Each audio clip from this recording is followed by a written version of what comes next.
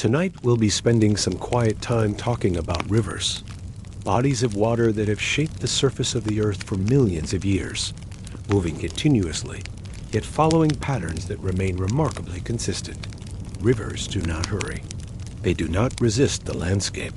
They move through terrain by finding the path of least resistance, adjusting to obstacles without force, and continuing forward without deviation from their essential nature.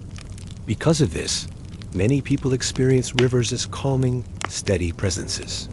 Not because rivers are trying to create peace, but because of how their physical properties are organized. The movement of a river is shaped by gravity and containment. Energy flows downward. Water seeks equilibrium. Motion remains constant without acceleration.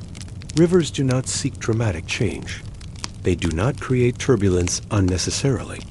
They do not fill their channels with excess movement or sound. Instead, their behavior follows a simple pattern. Receive water, carry it forward, then release it downstream. Resistance does not accumulate. Flow does not fragment.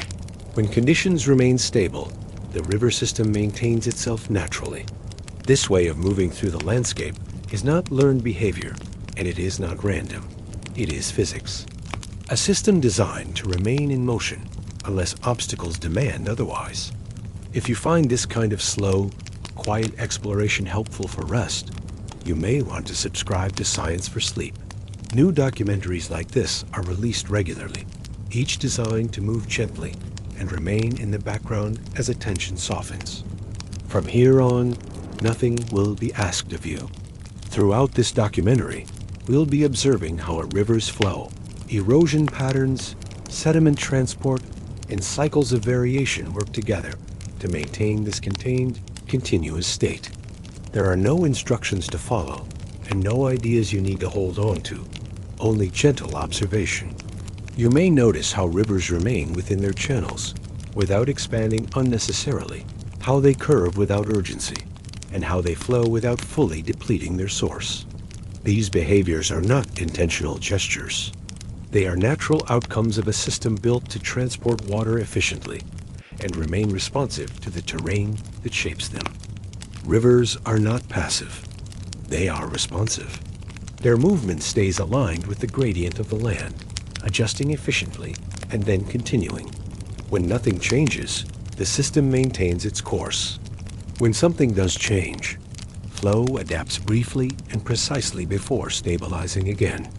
This rhythm, flow, adjust, stabilize, creates a presence that often feels calm to those observing from the banks. This documentary is designed to move slowly. You don't need to follow every sentence. You don't need to remember what was just said. Let the narration continue softly in the background as we begin, exploring the structure of river systems and how without intention, that structure often shapes the quiet, steady presence rivers bring to a landscape. Nothing needs to happen for this to continue. Gravity and gradual descent. Rivers are not rushing by accident. Their movement is organized around the simple physics of gravity, shaped by the slope of terrain and the resistance of their channels. Unlike systems that rely on external force or periodic surges, rivers move continuously, descending gradually from higher elevations to lower ones. This pattern begins at the source and remains consistent until the river reaches its terminus. A river may travel hundreds or thousands of miles, but throughout this journey, motion never truly stops. But this is not movement in the way we often think of it. The water is not pushing forward. It is not accelerating unnecessarily. Instead, it is responding to gravity, following the path that requires the least resistance while maintaining continuous flow. Descent is part of the system. Rivers do not move upward unless acted upon by external forces. They do not maintain elevation without reason. They do not expend energy fighting the natural downward pull. When the slope remains consistent, the river flows at a stable rate. Water moves smoothly. The channel carries it forward. The system remains quiet without losing momentum. This allows rivers to maintain movement without exhausting their energy. Water descends gradually in river systems, existing in a state between rapid acceleration and complete stillness. During normal conditions, the river flows steadily while responding to changes in the channel. A curve, a change in depth, or a narrowing of the banks is enough to alter velocity if needed. But when nothing changes, flow continues at the same rate. This rhythm, flowing without surging, allows rivers to remain efficient over time. Instead of cycling between flood conditions and drought, their systems operate in a narrow range, rarely reaching extremes. Because of this, rivers do not appear erratic. They do not appear stagnant. They do not appear depleted. Their movement is continuous and measured because energy has been distributed evenly along the descent.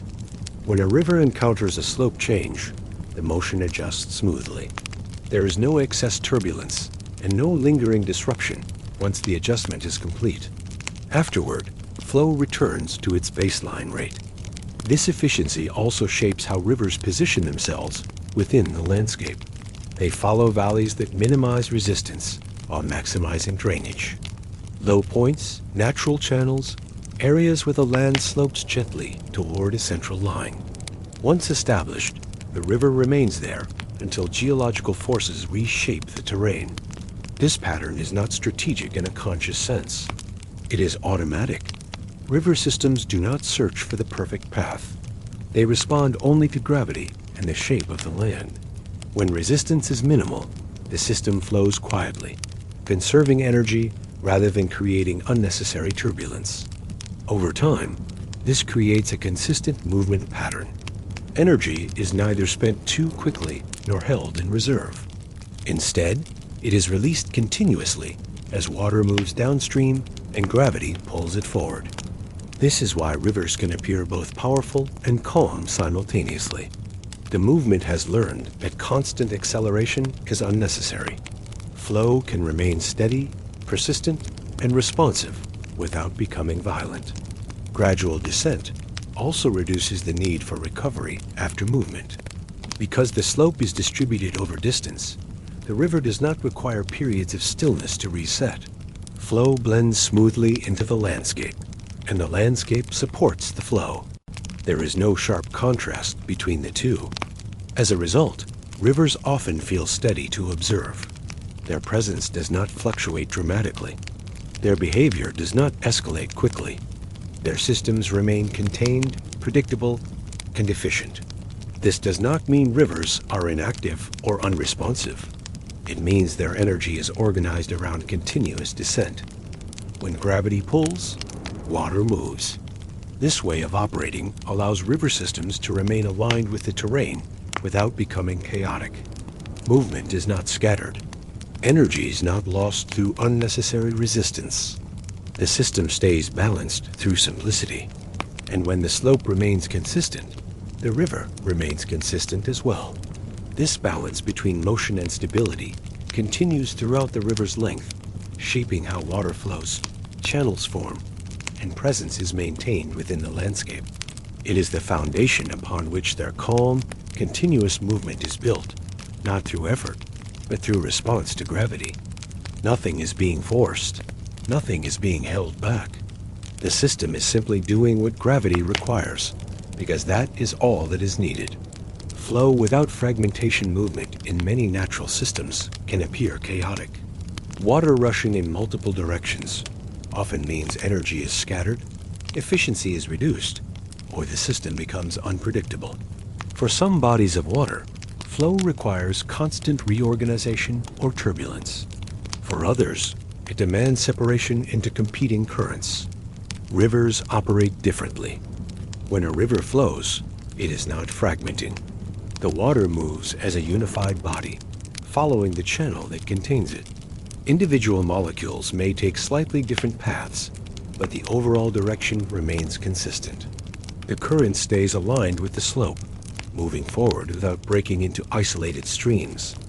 This allows rivers to flow without becoming vulnerable to fragmentation. Movement continues, but the system does not dissolve into disorder. Water stays within boundaries without scattering completely. The channel guides it. The banks contain it. The flow remains coherent. Flow for a river is not the absence of variation. It is organized movement. River systems do not interpret motion as something that must be controlled through force. Instead, they treat continuous flow as the baseline when terrain allows it. Turbulence is the exception, not the rule. This distinction shapes how rivers move through open landscapes.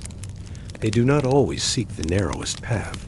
They do not require perfectly smooth channels to maintain coherence.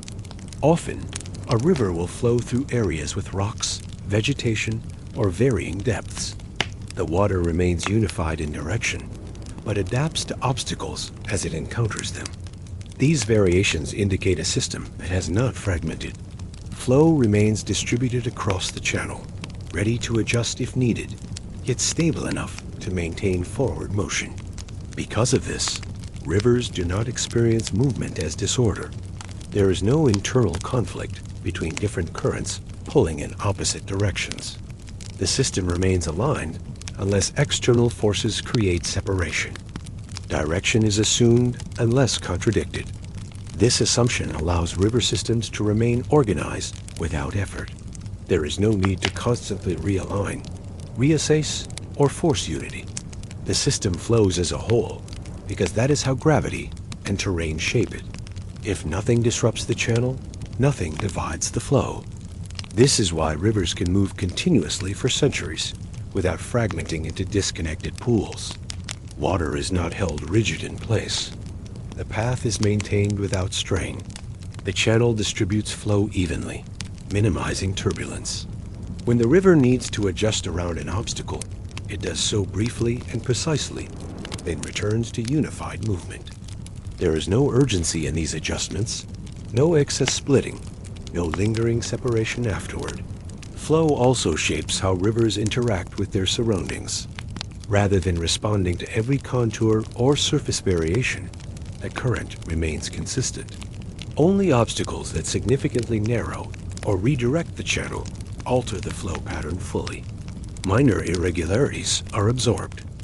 This prevents the river from becoming overly reactive. By maintaining a dominant direction, the system preserves coherence. Movement stays clean, unified, and manageable. The channel is followed without being consumed by every detail. This selective response contributes to a feeling of steadiness when observing a river. The water does not react to every rock or depression. Its direction does not shift constantly. Its presence remains consistent even when moving. The system remains coherent.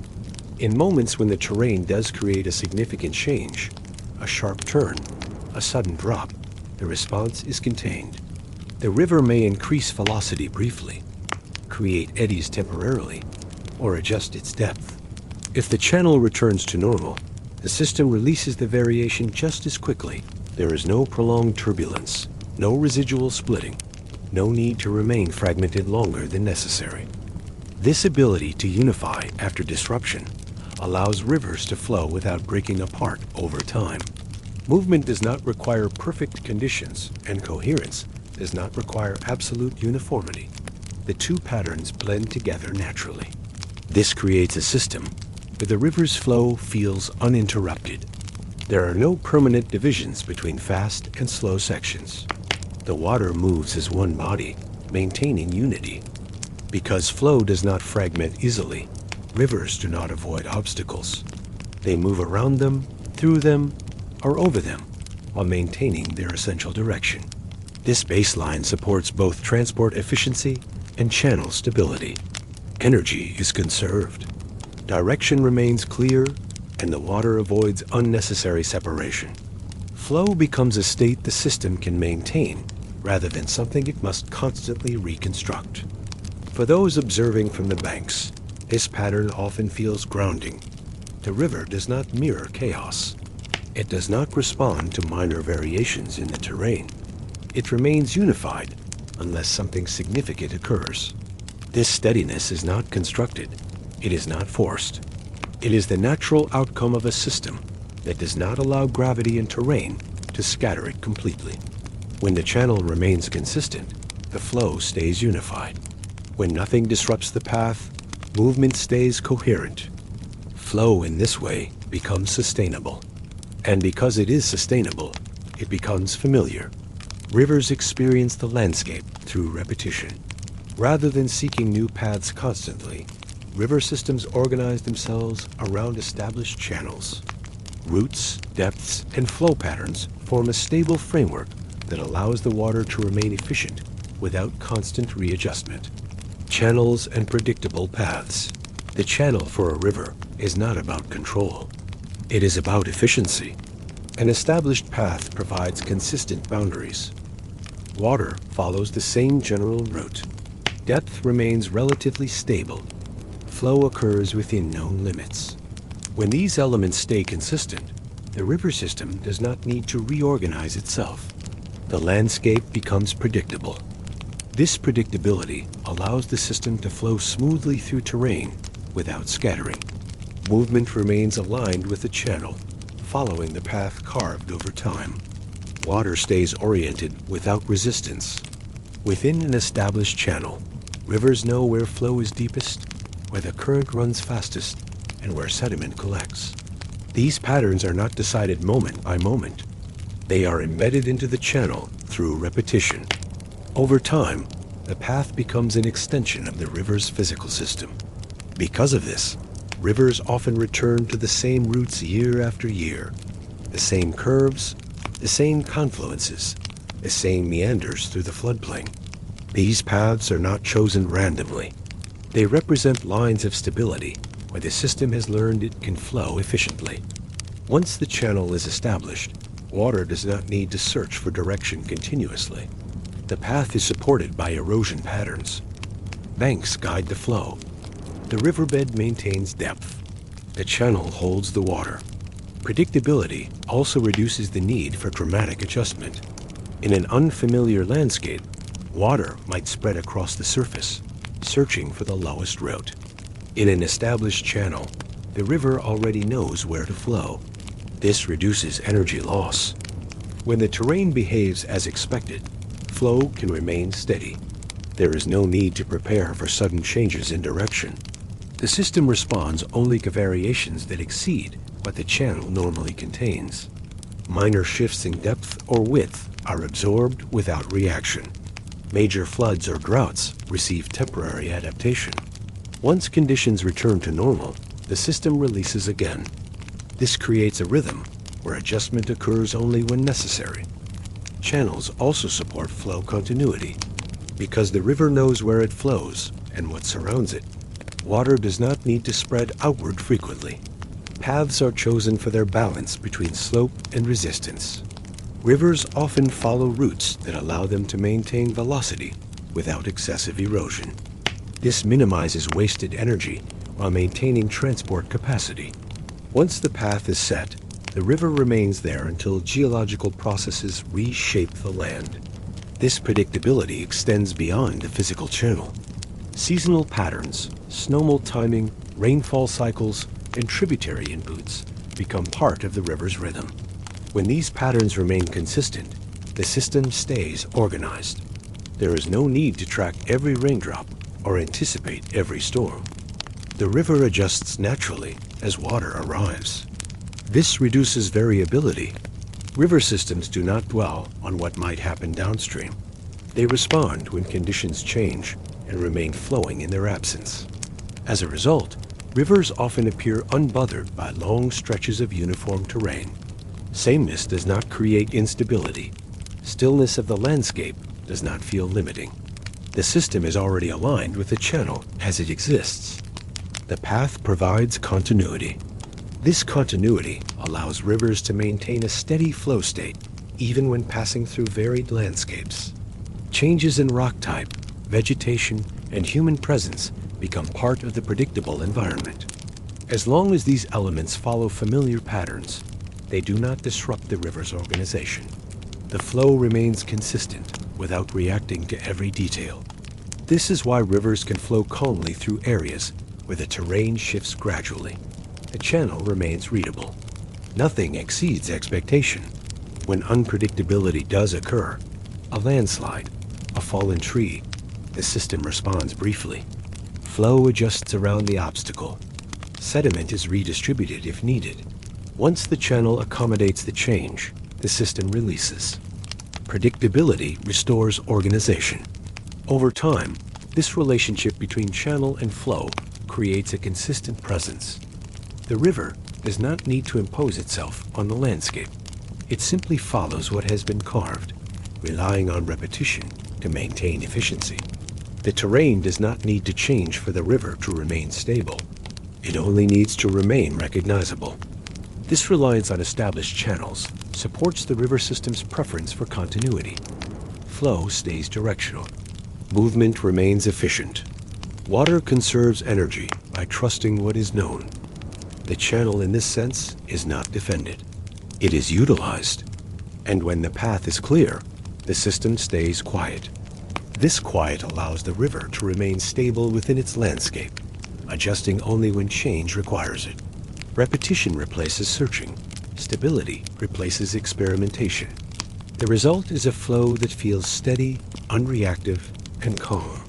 Not because the river is rigid, but because the channel no longer demands constant adaptation. Nothing is missing. Nothing needs to be added. The system flows within what it already knows. Curves and natural adjustment. Rivers bend frequently. They curve around obstacles. They wind through valleys without forcing a straight line. These curves are not hesitation. They are not inefficiency. They are not preparation for sudden direction change. They are a natural part of how river systems respond to terrain. For a river, curving is not a deviation from flow. It is flow itself. The channel remains continuous. Water stays in motion. Direction adapts to the landscape without breaking momentum. This allows the river to remain responsive without committing energy to resistance. When a river curves, the system is not fighting anything.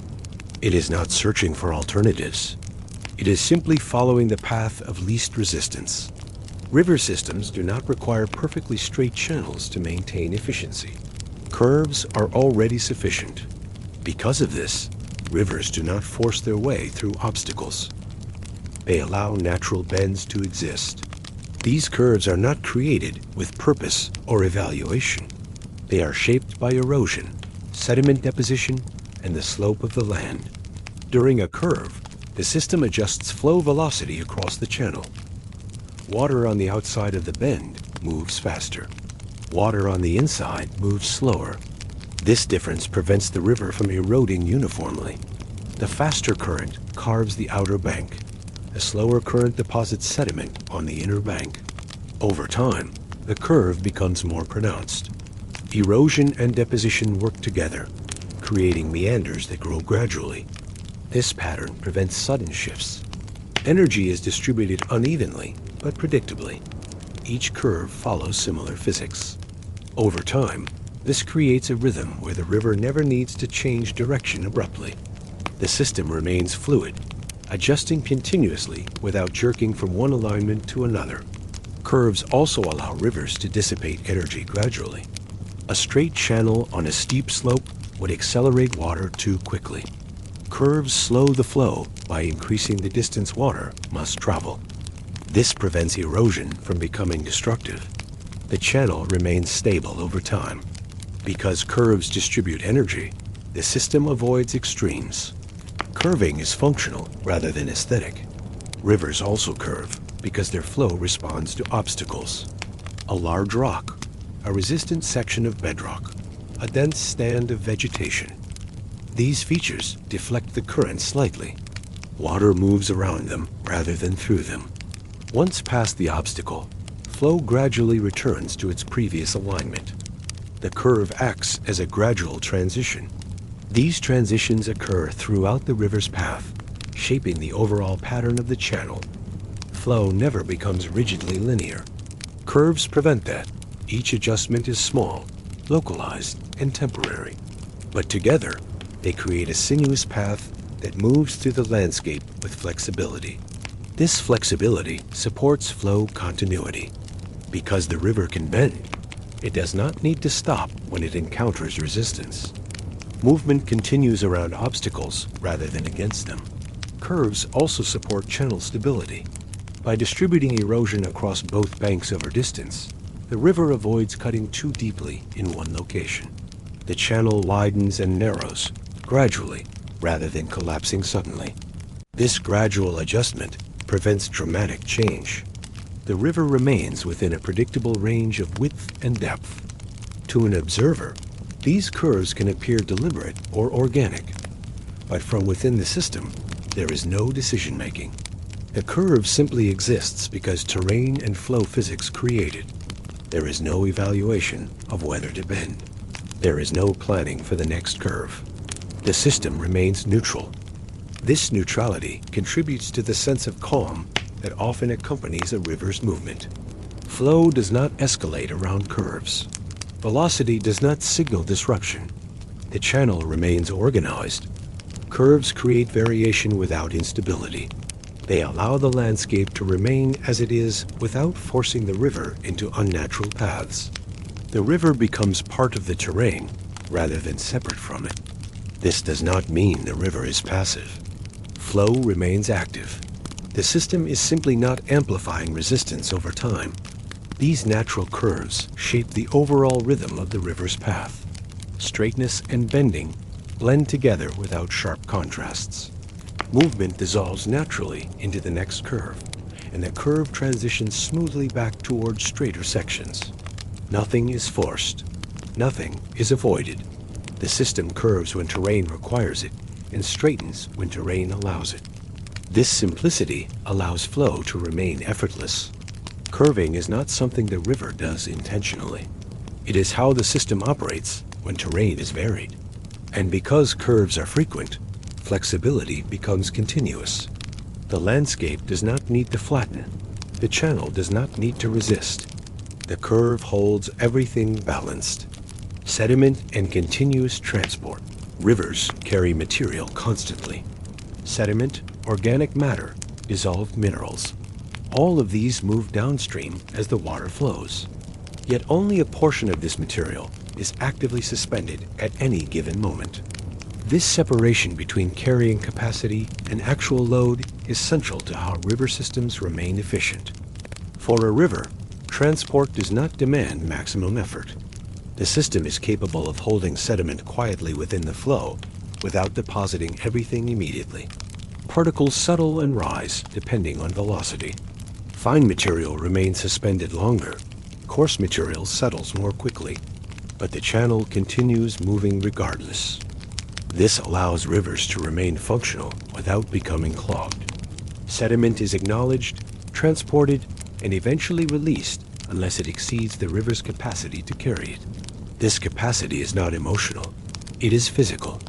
Lighter particles, fine silt, and clay do not require high velocity to remain in motion. The system carries them easily. They stay suspended and are transported long distances.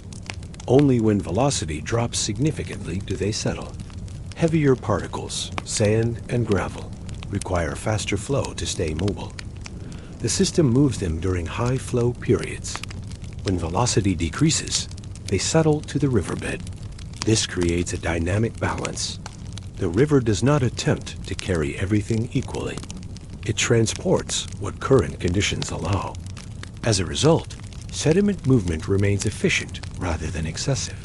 Rivers distribute their transport capacity across different particle sizes. They move fine material almost continuously. They move coarse material intermittently. This prevents the channel from becoming overloaded. The system does not try to carry more than physics permits. Flow for a river includes sediment naturally. Transport is not separate from movement. It is part of movement. When nothing disrupts flow, sediment continues downstream. The channel remains clear enough for water to pass. Vision of the riverbed may be obscured, but flow is not. Water continues regardless of what it carries. Sediment also interacts with channel shape. Deposition occurs where velocity slows. Erosion occurs where velocity increases. Over time, this creates bars, islands, and shifting banks. The river does not control these features consciously. They emerge from the physics of flow and sediment interaction. Once formed, they influence future flow patterns. The channel adjusts to accommodate them. This adjustment is gradual. The river does not reshape itself suddenly. Small changes accumulate over time. Banks shift slightly. Bars grow or shrink. The overall channel remains recognizable. Because sediment transport is continuous, rivers rarely experience complete blockage in natural conditions. Material moves through the system rather than accumulating indefinitely. This movement prevents stagnation. The riverbed stays active. Particles roll, slide, and bounce along the bottom during higher flows. They settle during lower flows. This cycle repeats throughout the year. Transport without accumulation also shapes how rivers respond to sediment input. When a tributary brings additional material, the main channel adjusts its carrying capacity. If flow increases, more sediment is transported. If flow remains steady, some sediment may deposit temporarily. Eventually, higher flows move it downstream. The system does not panic when sediment arrives. It incorporates what it can and deposits what it cannot. Over time, this material continues moving toward the river's mouth. Sediment transport also supports channel stability. By redistributing material during floods, rivers prevent excessive erosion in any single location. The channel widens slightly here, deepens slightly there. Overall geometry remains balanced. This balance is not learned. It is not planned. It emerges naturally from a system that transports material continuously. When velocity is sufficient, sediment moves. When velocity drops, sediment settles. This pattern repeats without requiring oversight. Because transport is integrated into flow, rivers do not need separate mechanisms to manage sediment. The same water that flows downstream carries particles with it. There is no additional effort. The system is already designed to move material. This efficiency is visible in how rivers deposit sediment at their mouths. Deltas form where rivers meet slower moving water. Velocity drops, sediment settles. Over time, land builds outward. The river created this land not through intention, but through continuous transport meeting reduced flow. For those observing sediment-laden rivers, this transport process often feels natural. The water is murky, but flow continues. The channel adjusts, but does not collapse. The system remains functional, even while carrying significant loads. Sediment does not disrupt the river. It is part of the river. And because transport is continuous, the system stays clear over time. Material does not accumulate indefinitely. It moves through. This movement allows rivers to remain stable across seasons. Floods bring more sediment. Dry periods bring less. But the channel adapts. Transport continues. And so the system remains balanced. Depth and pressure distribution. Rivers deepen in predictable ways. Water accumulates where channels narrow or where flow converges. Depth increases not through excavation, but through the physics of fluid movement. Pressure at the riverbed rises as more water flows above it. This pressure shapes how sediment erodes and how the channel forms. For a river, depth does not require active digging.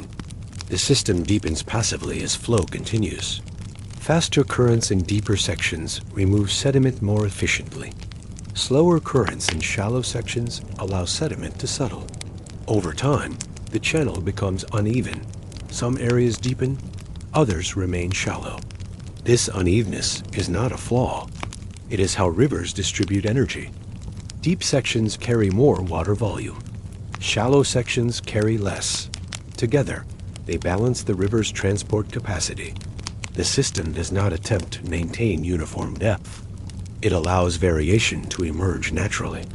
Depth also influences how water moves vertically within the channel. Surface water often flows faster than water near the bed. Friction with the riverbed slows the lower layers. This creates a velocity gradient. Water at different depths moves at different speeds. This gradient prevents the river from flowing as a rigid block.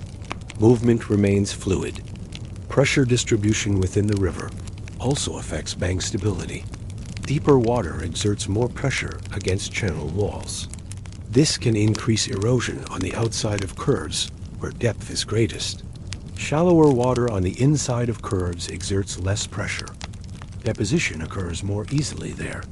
The river sculpts its own channel through this pressure differential. Because depth varies, the river can respond to obstacles without losing overall flow. A shallow section might slow the current temporarily. A deep section might accelerate it. The variations balance each other. The river does not need to maintain constant velocity everywhere. It maintains average flow while allowing local differences. Depth also supports sediment sorting. Fine particles remain suspended in deeper, faster sections. Coarse particles settle in shallower, slower sections. This sorting creates distinct zones within the channel. Some areas accumulate gravel. Others accumulate silt. The river does not organize this consciously. Physics handles the distribution. Over time, depth patterns become stable. The deepest parts of the channel, the thalweg, follow the path of strongest flow. This path shifts slightly over years, but remains generally consistent. The river carves deepest where flow is most concentrated. Elsewhere, depth remains moderate. This stability allows the river to flow predictably. Depth does not change dramatically from day to day under normal conditions. The channel maintains its general form. Water fills the available space. Flow continues without requiring constant depth adjustment. Depth variation also prevents the river from becoming too uniform. If the entire channel were equally deep, flow would lack the complexity needed to transport varied sediment sizes. Shallow riffles aerate the water. Deep pools provide refuge for aquatic life. The river supports more ecological functions because depth varies. But from a hydrological perspective, depth variation is simply efficient. The system uses gravity and channel shape to distribute flow across different depths. No single depth is ideal. The river uses them all. Pressure at depth also influences how water interacts with the substrate. Deeper sections may penetrate into underlying sediment layers, accessing groundwater. Shallower sections remain perched above the water table. This connection between surface flow and groundwater varies with depth. The river exchanges water with its surroundings more effectively where depth allows it. For those observing a river, depth is often invisible. The surface appears uniform, but beneath, the channel varies significantly. Some sections are meters deep, others are centimeters. This variation does not disrupt the visual continuity of flow. The river appears calm regardless of depth. Depth and pressure work together to maintain channel stability. Deep sections resist filling. Shallow sections resist deepening too much. The balance persists across seasons. Even during floods, the basic depth pattern remains recognizable. The river deepens slightly, but does not transform completely. This consistency allows depth to support long-term flow patterns. The channel becomes a stable framework. Water moves through it predictably, and because depth distributes pressure efficiently, the system remains organized. Source and continuous supply. Rivers begin somewhere. Springs, snowmelt, rainfall. These sources feed water into the channel. Flow originates from these inputs and continues downstream as long as supply persists. This relationship between source and flow is central to how river systems maintain themselves. For a river, the source is not distant or abstract. It is the starting point of continuous movement. Water enters the system and begins descending immediately. Gravity pulls it forward. The channel guides it. Flow begins as soon as supply arrives. This immediacy prevents rivers from requiring storage before movement starts. Water moves as it enters. Sources vary in consistency. Some springs flow year-round. Others are seasonal. Snowmelt provides pulses of water in spring. Rainfall provides irregular inputs throughout the year. The river receives all of these without rejecting any. The system does not choose its source. It accepts what the landscape provides. Because supply varies, flow varies. Wet periods bring more water. Dry periods bring less. The river adjusts its volume accordingly. The channel does not resist these changes. It accommodates them. When supply increases, flow increases. When supply decreases, flow decreases. The relationship remains direct. This direct connection prevents the river from becoming disconnected from its watershed. The system stays synchronized with precipitation patterns. When it rains upstream, the river responds downstream. The delay is minimal in small watersheds. The river reflects recent conditions. This responsiveness keeps the system aligned with climate. Sources also shape the river's chemical composition. Groundwater brings dissolved minerals. Rainfall brings atmospheric gases. Snowmelt brings cold, oxygen-rich water. Each source contributes different properties. The river mixes these inputs as they arrive. Composition varies slightly, but remains generally consistent. Over time, the river develops a characteristic chemistry based on its sources. This chemistry influences what can live in the water and how the river interacts with its bed. But the river does not control this. It simply reflects what enters. Supply from the source is often taken for granted. Water flows because it arrives. If supply stopped, flow would cease. But in most river systems, sources are reliable enough that flow continues year after year. The river does not question whether water will arrive. It flows because water is arriving. This trust in supply allows the system to remain oriented toward movement rather than storage. Lakes store water. Rivers transport it. The distinction is functional. Rivers do not need large reserves because supply is continuous. Even during dry periods, some water usually enters. Groundwater seeps into the channel. Deep springs continue flowing. The river persists at reduced volume, but does not disappear entirely. This persistence allows the channel to remain active. The system does not shut down completely. It scales back. Supply also determines where rivers can exist. Dry regions have ephemeral rivers that flow only after rain. Wet regions have perennial rivers that flow constantly. The landscape dictates what is possible. The river exists where supply permits. This constraint is physical, not negotiable. The river cannot flow without water. Because supply is external, the river does not control its own volume directly. It responds to what arrives. This responsiveness makes rivers dynamic. They change with seasons, with storms, with climate shifts. But the basic system remains the same. Water enters, water flows, water exits. For those living near rivers, the source is often invisible. Headwaters may be distant, springs may be underground, but the effect is visible. The river flows because somewhere water is entering. This continuous supply sustains the system.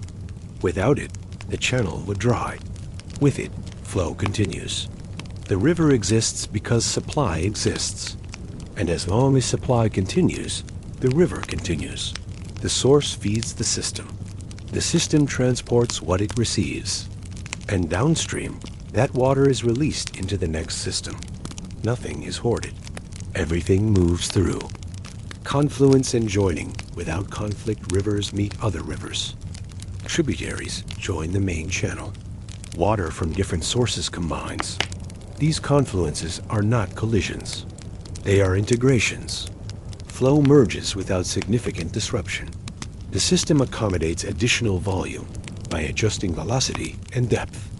For a river, confluence is not problematic. The system merges flows naturally.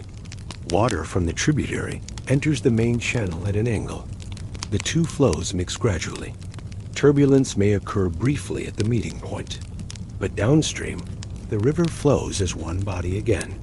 The system does not fragment after merging. It unifies. This unification happens through physics. The larger flow typically dominates. The tributary's water adopts the direction and velocity of the main channel. Over a short distance, distinct flows become indistinguishable. The river continues downstream, as if it had always been one system. Confluences also add volume. The main channel must now carry water from both itself and the tributary. In response, the river may widen slightly, deepen slightly, or increase velocity. These adjustments distribute the added volume without overwhelming the channel. The system scales up. This scaling is automatic. The river does not plan for the tributary's arrival. It responds when the water arrives. Flow increases. Channel dimensions adjust. The system remains balanced. Because confluences add energy, they often create localized turbulence. Water from two directions meets. Eddies form. Sediment may be suspended temporarily, but once the flows merge fully, turbulence dissipates. The river returns to its baseline state. The disturbance does not persist. Confluences also influence channel shape downstream. The added volume from a tributary increases the river's erosive power. The channel may widen. Meanders may become more pronounced. The river adjusts its form to match its increased discharge.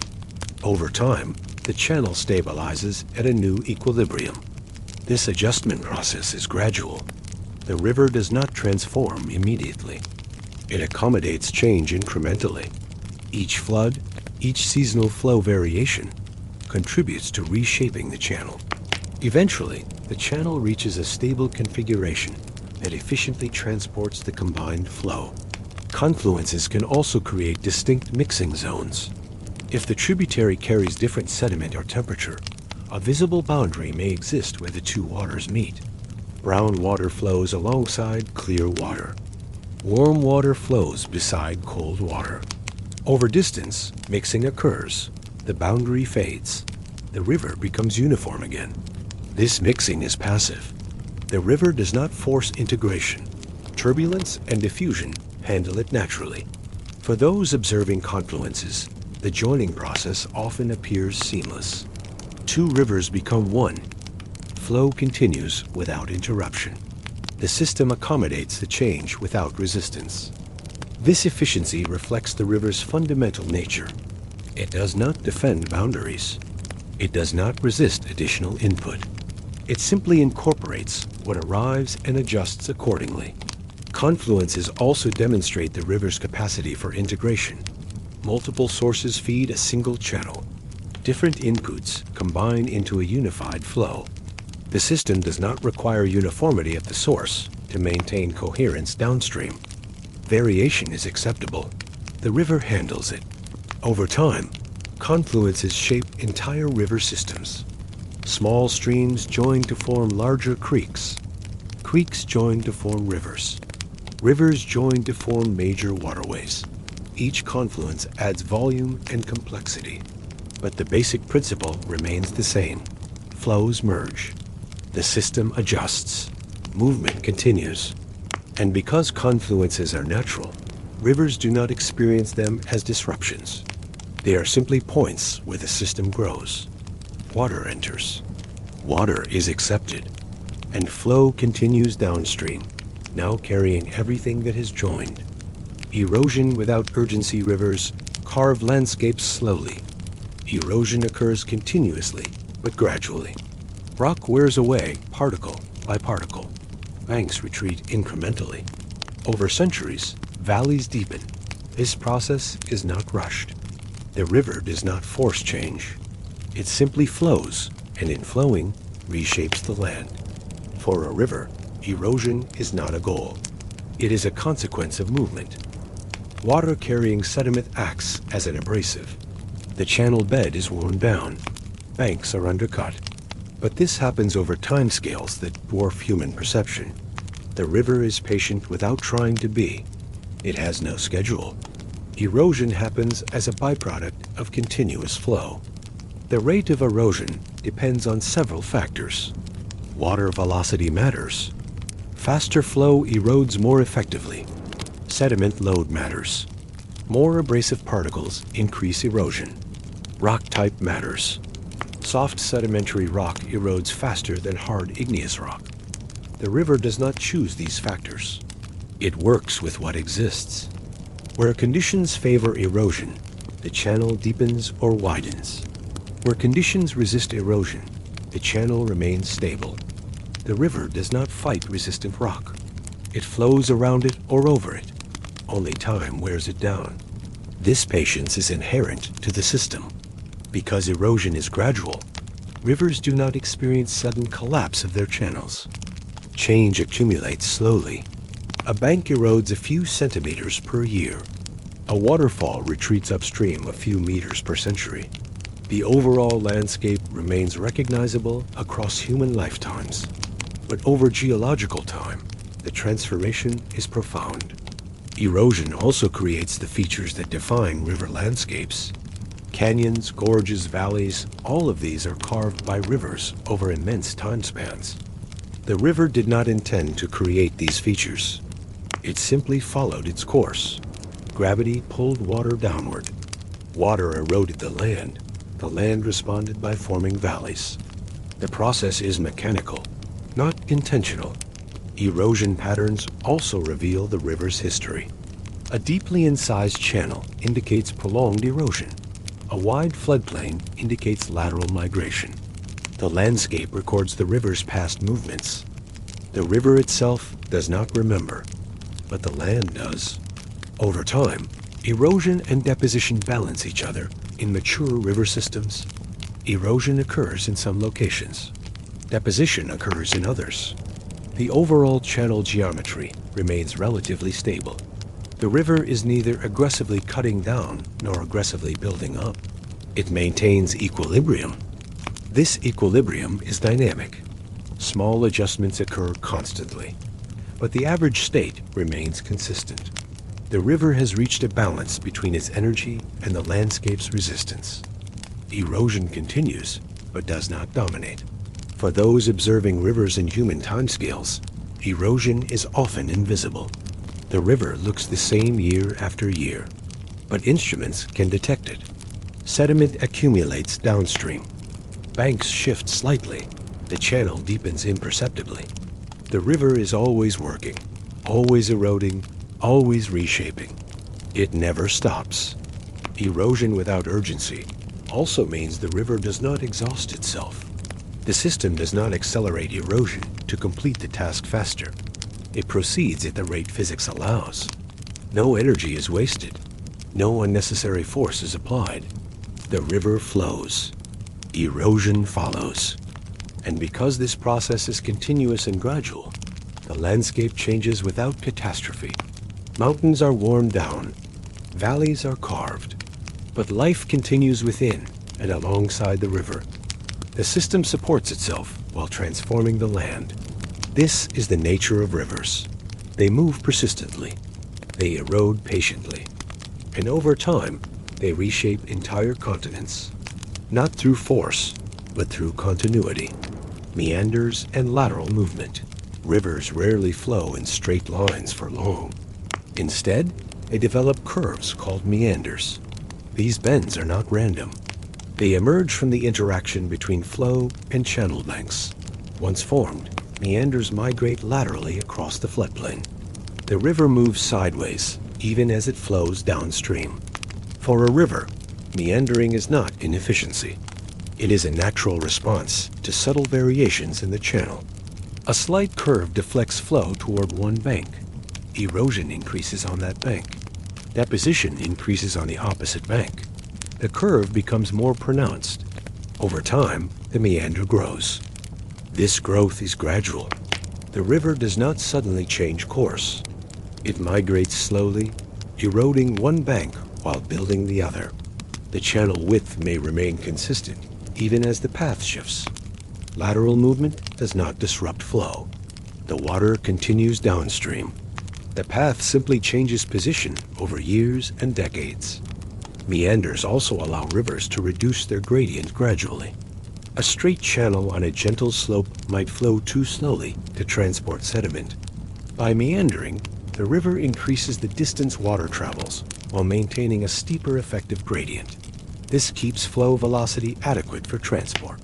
The system regulates itself through geometry. As meanders develop, they can become highly sinuous. The river loops back on itself. The channel path lengthens significantly. But eventually, meanders can become so extreme that the river cuts through the narrow neck of land between loops. A new, straighter channel forms. The old meander is abandoned, becoming an oxbow lake. The river shortens its path and begins meandering again. This cycle, meandering, cut off, meandering, repeats over centuries. The river is not trying to straighten itself. It is responding to flow dynamics. When the meander becomes too tight, flow finds a shorter path. The river follows that path. The system self-corrects without intention. Lateral movement also shapes the floodplain. As meanders migrate, they rework the land. Old channels are filled with sediment. New channels are carved. The floodplain becomes a mosaic of different ages and textures. The river creates its own landscape through lateral migration. This movement prevents the river from becoming locked into a single path. The system remains flexible. The channel can shift to accommodate changes in flow or sediment load. Lateral mobility is an advantage. For those living near meandering rivers, this movement can be significant. A river that is meters away one decade may be much closer the next. The bank erodes. The channel migrates. Property boundaries shift. But from the river's perspective, nothing unusual is happening. It is simply following the physics of flow. Meanders also create diverse habitats. The outside of a bend is deep and fast. The inside is shallow and slow. Different organisms thrive in each environment. The river supports more life because of its curves. But again, this is not intentional. The river meanders because of erosion and deposition. Biodiversity is a byproduct. Lateral movement without urgency means the river does not rush its migration. Banks erode slowly. Deposition occurs gradually. The meander develops over years. There is no pressure to complete the process quickly. The system operates at the rate energy and resistance allow. And because lateral movement is gradual, the landscape accommodates it. Vegetation adjusts, soils develop. The floodplain evolves alongside the river. The two remain integrated. This integration supports the river's long-term stability. The channel moves, but the system remains functional. Meanders are not a flaw to be corrected. They are how rivers distribute energy across the floodplain. And so the river curves, migrates, and continues flowing. Lateral movement is simply part of being a river. Floodplains and overflow. Rivers have limits. When flow exceeds channel capacity, water spills onto the surrounding land. This overflow creates floodplains, flat areas adjacent to the channel that absorb excess water during high flow events. Floodplains are not accidents. They are integral parts of river systems. For a river, overflowing is not failure. It is a response to increased volume. When snowmelt or heavy rain adds more water than the channel can carry, the river expands horizontally. Flow slows on the floodplain. Sediment settles. The river deposits material that it cannot transport at reduced velocity. Over time, floodplains build up from repeated deposition. They become level terraces flanking the channel. The river created these surfaces through countless overflow events. Each flood adds a thin layer of sediment. Over centuries, the floodplain rises. The process is incremental. No single flood creates the entire feature. Floodplains also store water temporarily. When the river overflows, the floodplain absorbs the excess. This reduces peak flow downstream. The water spreads across the flat surface, moving slowly. Eventually, it drains back into the channel or infiltrates into the ground. The river benefits from this storage. It prevents overwhelming downstream areas. The floodplain acts as a buffer. Because floodplains exist, rivers can handle variability in flow without catastrophic consequences. Wet years bring more flooding. Dry years bring less. But the system accommodates both. The floodplain absorbs what the channel cannot carry. The river adapts to climatic variation. Overflow also shapes the river's relationship with its landscape. During floods, the river is not confined to a narrow channel. It spreads across the floodplain, interacting with vegetation, soils, and wetlands. The entire valley becomes part of the river temporarily. This expanded system supports diverse ecological functions. But from a hydrological perspective, the floodplain simply provides space for excess water. The river uses it when needed and drains it when flow recedes. There is no permanence to the overflow. It is episodic. For those observing rivers, floods can appear dramatic. Water covers fields. Trees stand in water. The river seems to have lost control. But the system is functioning as designed. The floodplain is doing its job. The river is distributing water across a wider area to reduce stress on the channel. Once the flood subsides, the river returns to its channel. The floodplain drains. Everything returns to normal. The system has not collapsed. It has flexed. Floodplains also influence sediment distribution. Fine particles carried during floods settle on the floodplain. Coarser material remains in the channel. Over time, the floodplain develops distinct soil layers. These layers record the river's flood history. Each layer represents a different event. The river does not intend to create this record. It happens as a consequence of overflow and deposition. Overflow without destruction allows rivers to coexist with human activity. If floodplains are preserved as open space, floods cause minimal damage. Water spreads across fields or wetlands. Once it recedes, the land remains usable. But when floodplains are developed, floods become disasters. The river is unchanged. It still overflows. But now structures are in the way. The river does not recognize this difference. It flows according to physical laws. The consequences are determined by land use, not by the river's behavior. Floodplains also reconnect rivers to groundwater. During floods, water infiltrates deeply into floodplain soils. This recharges aquifers. Groundwater levels rise. Later, during dry periods, groundwater seeps back into the channel. The river benefits from this storage. It maintains flow even when direct rainfall decreases. The floodplain and groundwater work together to stabilize river discharge. And because overflow is natural, rivers that retain their floodplains remain healthier. They can handle variability. They can transport sediment. They can support diverse habitats. The system remains functional because it has space to expand when needed. Floodplains are not optional. They are necessary. The river relies on them to manage excess flow, and when they are preserved, the river continues functioning as it has for millennia, overflowing, depositing, receding, and flowing onward. Deltas and final deposition rivers end where they meet larger bodies of water. Lakes, seas, oceans, these become the terminus. At this meeting point, velocity drops. Sediment that was suspended or transported settles. Over time, this deposition creates deltas, landforms built entirely from river-delivered material. For a river, the delta is not a destination. It is simply where transport ends. The river has carried sediment from its source. It has moved it downstream continuously. Now, at the mouth, that sediment is released. The river's job of transport is complete. The material settles and accumulates. Deltas grow outward from the shoreline. Each flood brings more sediment. The delta expands. Channels split into distributaries, smaller streams that spread across the delta surface.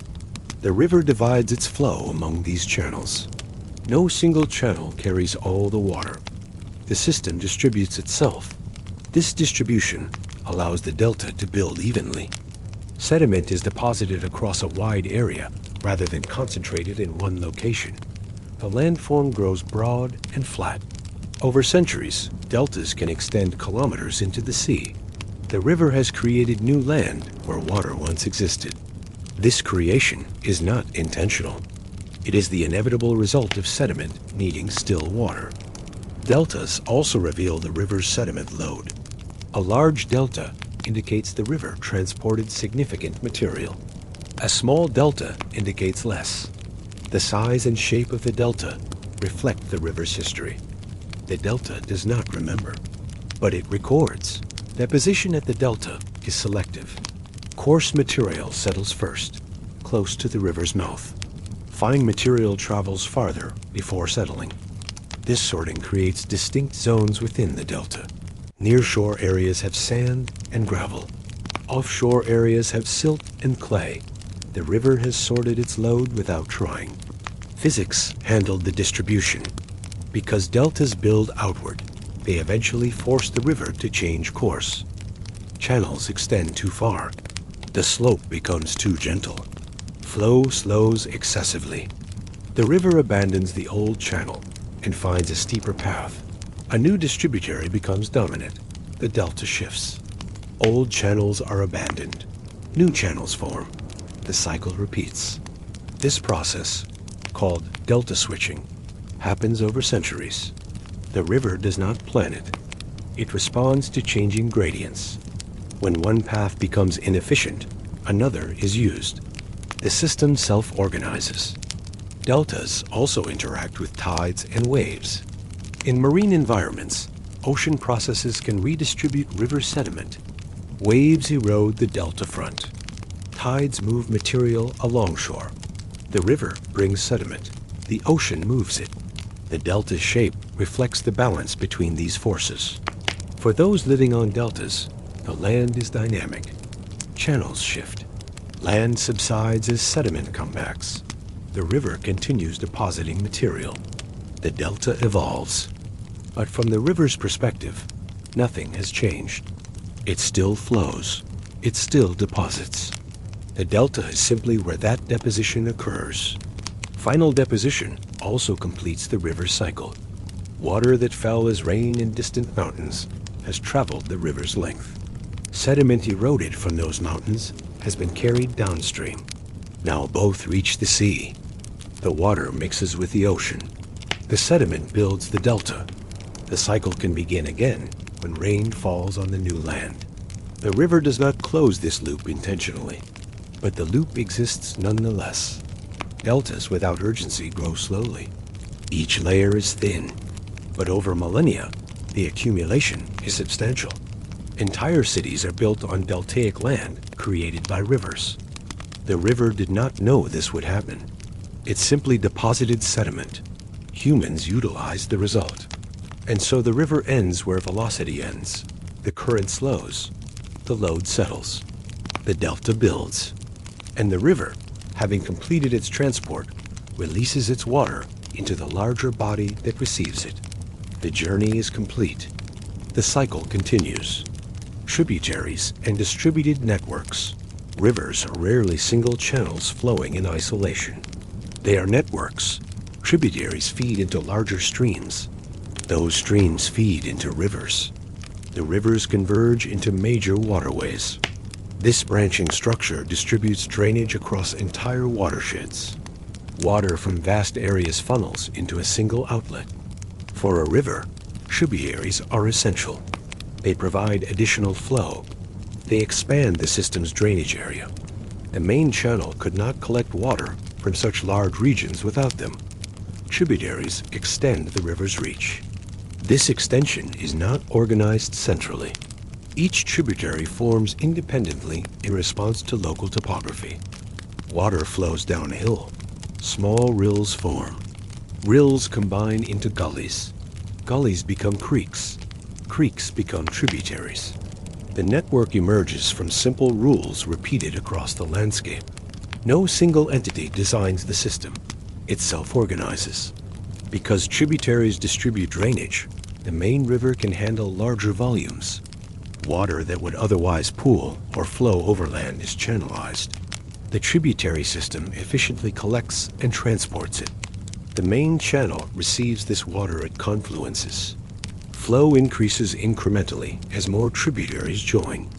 This incremental increase allows the river to scale gradually. There are no sudden overwhelms unless many tributaries flood simultaneously. Tributaries also shape the river's flow regime. Different tributaries drain different areas. Some may receive rain while others remain dry. The main river integrates these inputs. Flow becomes more stable because the system averages conditions across the watershed. A dry spell in one region may be offset by rain in another. The network buffers variability. This buffering prevents the main channel from experiencing extreme fluctuations constantly. The system smooths out localized events. The river benefits from geographic diversity. Tributary networks also create hierarchical structure. Small streams are first order. When two first-order streams join, they form a second-order stream. The hierarchy continues. The main river is the highest order. This structure organizes the watershed. Water flows from low-order to high-order channels. The system has directionality built into its geometry. For those studying rivers, tributary networks reveal watershed characteristics. A dense network indicates high rainfall or impermeable soils. A sparse network indicates arid conditions or permeable substrates. The network reflects the landscape's hydrology. The river does not create the network consciously, but the network defines the river. Tributaries also vary in permanence. Some flow year-round. Others are ephemeral, flowing only after rain. The main river may be perennial, while its tributaries are seasonal. This variation is accepted. The river does not require all tributaries to flow constantly. It uses what is provided. When a tributary is dry, the main channel receives no input from it. When it flows, input resumes. The system accommodates both states. Tributary networks also distribute sediment input. Each tributary brings material from its drainage area. The main river receives sediment from across the entire watershed. This distribution prevents the main channel from being sourced by a single location. If one tributary becomes more erosive, the main river still receives sediment from others. The system is resilient to localized change. Because tributary networks are extensive, they also support diverse habitats. Different tributaries have different conditions. Some are shaded and cold. Others are open and warm. The network includes variety. This variety supports more species than a single uniform channel could. But again, this is not the river's purpose. It is a consequence of network structure. Distributed networks also allow rivers to respond to environmental change. If one tributary is blocked, others compensate. If one area experiences drought, others may not. The system has redundancy. The main channel continues flowing even when parts of the network are disrupted. And so rivers are not isolated threads. They are woven networks.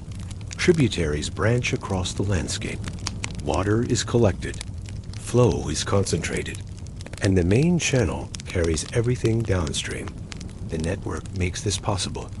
Without tributaries, rivers would be smaller, less stable, and less capable of draining large areas. The network is the river's foundation, and the river is the network's expression. Groundwater and hidden exchange. Rivers are connected to groundwater. Water flows between the channel and surrounding sediments. Sometimes the river loses water to the ground. Sometimes it gains water from the ground. This exchange is invisible but significant. It influences river flow, water chemistry, and temperature. For a river, groundwater is not separate. It is part of the same hydrological system. When river water seeps into sediments, it recharges aquifers.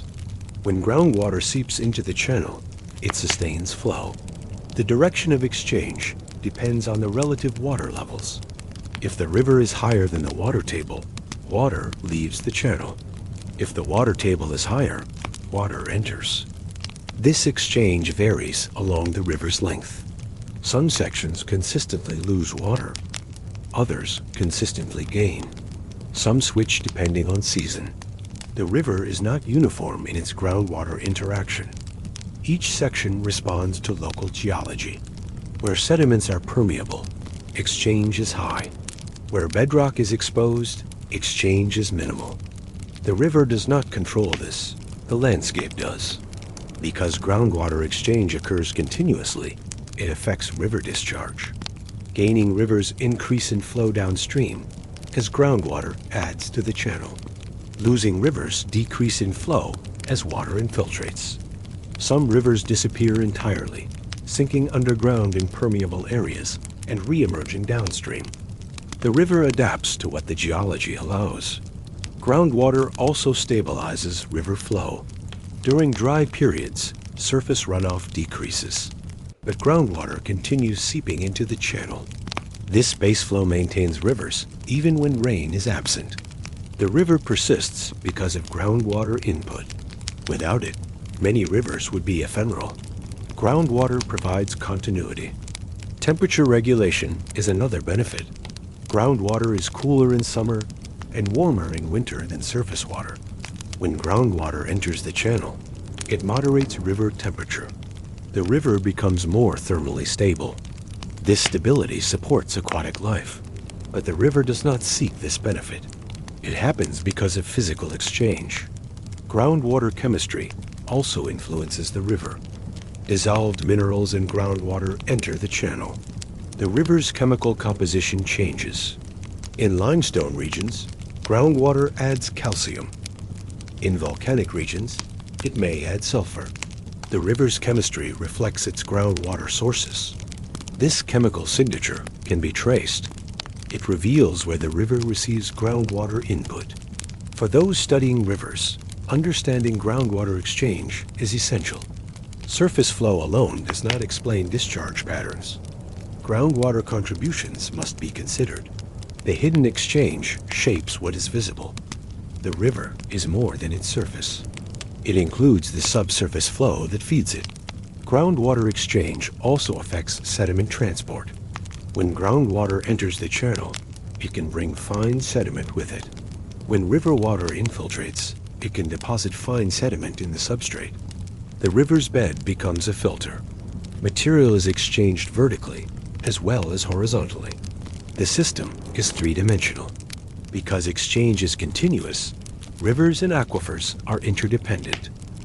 Overpumping groundwater can reduce base flow. Rivers dry up. Conversely, polluting rivers can contaminate aquifers. Water moves between the two. The boundary is permeable. Contaminants cross it. Groundwater and rivers must be managed together. Treating them as separate systems ignores reality. The river is part of the groundwater system. The aquifer is part of the river system. They are connected. And so rivers flow not just on the surface, but through the ground. Water enters from below. Water exits into sediments. The exchange is hidden, but constant. The river exists because of this connection. Groundwater sustains it, and the river, in turn, recharges the ground. The cycle is complete. Seasonal variation and adaptive flow rivers change with seasons. Spring brings snowmelt and increased flow. Summer brings lower rainfall and reduced flow. Autumn may bring storms. Winter may freeze the channel or reduce precipitation. These seasonal patterns repeat annually. The river responds to each shift. For a river, seasonal variation is not disruption. It is the normal rhythm. Flow is high when water is abundant. Flow is low when water is scarce. The river does not resist these changes. It adjusts. Channel dimensions may accommodate higher flows by widening temporarily. Lower flows may expose bars and narrow the active channel. The river uses available space. This flexibility allows the system to handle variability without failing. The channel does not overflow unnecessarily. It scales to the flow. Seasonal variation also affects sediment transport. Spring floods move large volumes of sediment. Summer low flows allow sediment to settle. The river's bed is reworked seasonally. Bars shift, channels migrate. The system is dynamic, but the basic channel form remains recognizable. Seasonal changes modify details, not the overall structure. Temperature varies seasonally as well. Summer warms the river. Winter cools it. Ice may form in cold climates. The river does not fight this. It freezes where temperatures allow. It thaws when warmth returns. Ice cover can reduce flow by blocking the channel. But once ice melts, flow resumes. The system accommodates frozen states. Seasonal variation also influences the river's ecology. Fish spawn in different seasons. Plants grow when conditions permit. The river supports life by providing varied conditions. Different seasons offer different opportunities. But from a hydrological perspective, seasonal variation is simply input fluctuation. The river responds to what it receives. For those living near rivers, seasonal patterns are predictable. Spring floods are expected. Summer lows are normal. The river follows a calendar dictated by climate. This predictability allows adaptation. Humans can anticipate when floods might occur. They can plan accordingly. The river does not hide its patterns. It repeats them. Seasonal variation also tests the river's capacity.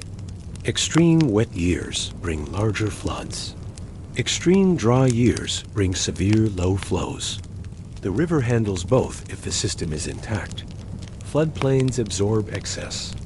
Groundwater sustains baseflow. The network distributes inputs. The river's structure is designed for variability. It does not require uniform conditions to function. Because seasonal variation is regular, the river's form reflects it. Channels are sized to handle typical high flows. Floodplains are positioned to accommodate occasional overflow. The system is tuned to its climate. This tuning is not conscious. It emerges from repeated seasonal cycles over time. Erosion and deposition adjust the channel until it matches the flow regime. The river shapes itself to fit its seasons. Seasonal variation also means the river is never static. It is always changing, but the changes are cyclical. High flow follows low flow. Warm follows cold. The river returns to similar states each year. This repetition provides stability within variation. The system is dynamic but predictable, and so rivers flow differently in different seasons. They swell in spring. They shrink in summer. They respond to autumn storms. They endure winter cold. But through all these changes, the river persists. It adapts. It continues. Seasonal variation does not break the river. It defines it.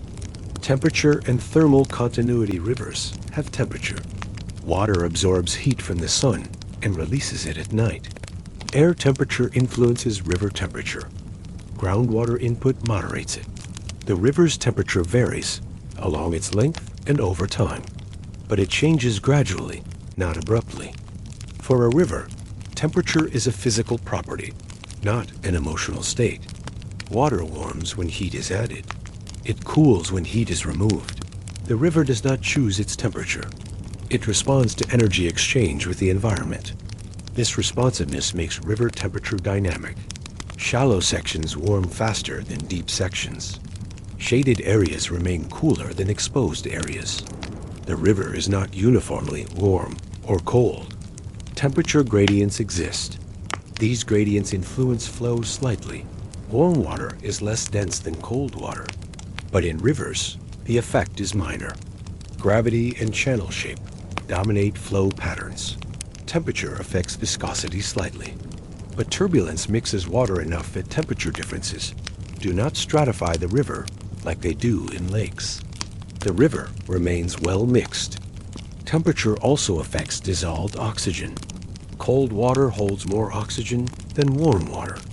In cold rivers, oxygen is abundant. In warm rivers, oxygen may be lower. This affects aquatic life. But the river does not regulate oxygen for life's sake. It simply holds what physics allows. Organisms adapt to what is available. Thermal continuity along a river is disrupted by dams and reservoirs. Dams release cold water from deep storage. Downstream temperatures drop unnaturally. The river's thermal regime is altered. Natural variability is replaced by artificial stability. The river adjusts to this change. But the system is no longer functioning as it evolved to. For those studying rivers, Temperature is a key variable.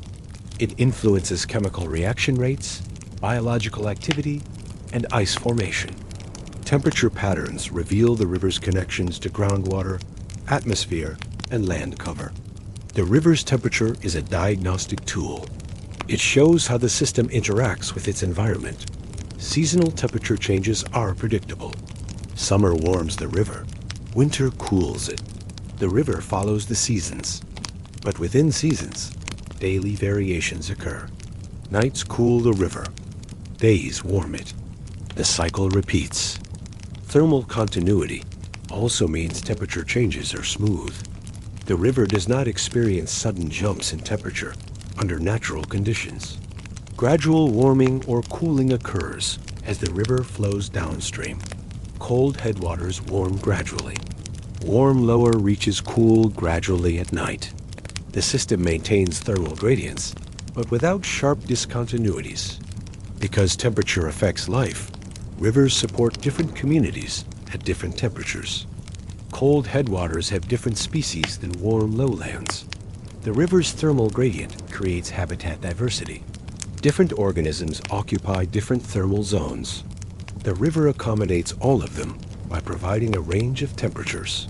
Temperature also interacts with flow. During low flow, shallow water warms more easily. During high flow, increased volume buffers temperature change. The river's thermal response depends on discharge. This coupling between flow and temperature adds complexity, but the river handles it naturally.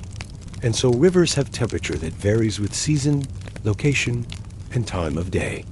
They warm, they cool, they respond to the energy around them. Temperature is part of the river's physical identity. It shapes what lives there and how the system functions. But the river does not control it. It simply exists within it. Ice and frozen stillness. In cold climates, rivers freeze.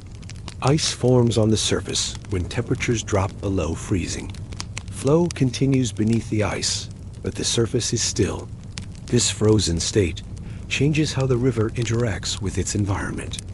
Ice cover insulates the water below. Flow persists in darkness. For a river, ice is not death.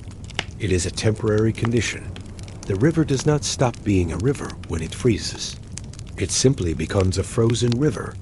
Water continues moving beneath the ice. The system remains active. Flow is slowed by ice blocking the channel. But unless the river freezes solid, water continues downstream. Ice formation begins at the edges. Calm water near banks freezes first. The ice extends toward the center. Eventually, the entire surface may be covered, but the thickest ice forms slowly. The river has time to adjust.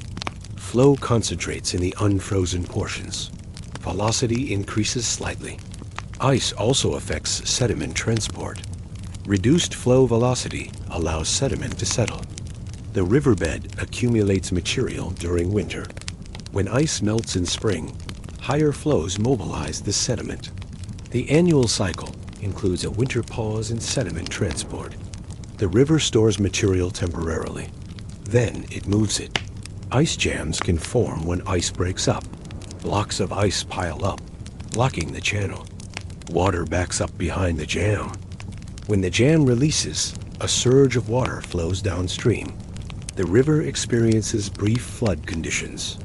Then flow normalizes. Ice jams are natural, but can be destructive. The river does not prevent them. It experiences them as part of the freeze-thaw cycle. Ice cover also reduces oxygen exchange. Oxygen cannot enter from the atmosphere. The river must rely on photosynthesis and stored oxygen. In some rivers, oxygen drops dangerously low. Fish may suffocate, but this is rare in flowing rivers. Movement aerates the water. Ice does not completely seal the system. For those living near frozen rivers, ice changes the river's character. The moving water becomes a still surface. The sound of flow disappears. The river seems dormant. But beneath the ice, flow continues. The river is merely hidden. Ice also affects human use. Frozen rivers can be crossed on foot. They become temporary pathways, but ice thickness must be sufficient. The river's flow and temperature determine ice strength. Not all frozen rivers are safe. Ice melt in spring is gradual. Temperatures rise. Ice thins. Cracks appear. Eventually, the ice breaks up. Large sheets float downstream. The river returns to open water. Flow increases with snowmelt.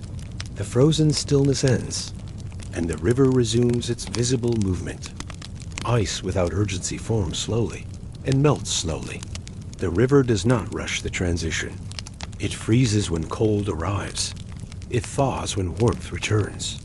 The system operates on seasonal schedules. Nothing is forced. Because ice is temporary, the river's frozen state does not define it. The river is defined by flow. Ice is an interruption, not an ending. And when ice melts, the river continues as before. Frozen stillness is simply part of the river's annual rhythm. It comes, it goes, flow persists. Velocity and controlled movement. Rivers move at different speeds. Velocity varies with slope, channel shape, and discharge. Fast sections alternate with slow sections. The river is not uniformly swift or sluggish. It contains gradients of movement. For a river, velocity is determined by energy and resistance. Steeper slopes increase velocity. Rougher channels decrease it. The river does not choose its speed. It flows as fast as conditions allow. This makes velocity responsive. When discharge increases, velocity increases. When the channel widens, velocity decreases. The river adjusts continuously. Velocity also affects erosion. Fast water erodes, slow water deposits. The river shapes itself through velocity variation. Deep channels form where flow is fast. Shallow bars form where flow is slow. The system self-organizes. Velocity gradients exist vertically and horizontally. Surface water flows faster than water near the bed. Water in the channel center flows faster than water near banks. Friction slows water in contact with surfaces. The river's flow is layered. These layers slide past each other. Because velocity varies, the river can perform different functions simultaneously. Fast sections transport sediment. Slow sections allow deposition. The river moves material and stores material in the same system. This dual function is efficient. Velocity also influences turbulence. Fast, chaotic flow is turbulent. Slow, smooth flow is laminar. Rivers are usually turbulent. Obstacles and irregularities create swirls and eddies. Water mixes vigorously. This mixing distributes oxygen, nutrients, and sediment. The river is internally dynamic. For those measuring rivers, velocity is a key variable. Discharge is calculated from velocity and cross-sectional area. Knowing how fast the river flows allows estimation of how much water it carries. Velocity reveals the river's energy. Velocity also affects safety. Fast currents are dangerous. Slow currents are manageable. The river does not adjust its velocity for human safety. It flows according to physics. People must adapt to the river, not the other way around. Velocity variation also creates diverse habitats. Fast riffles aerate water.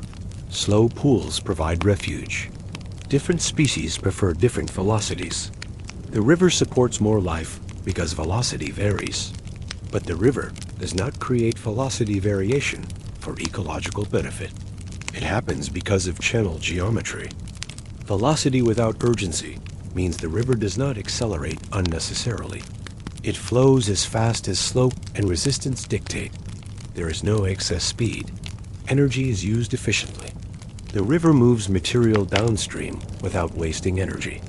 And so rivers flow at controlled speeds. Fast where slopes are steep. Slow where channels widen. The velocity adjusts naturally. The system remains balanced. And movement continues, neither too fast nor too slow. Suspended sediment and invisible load.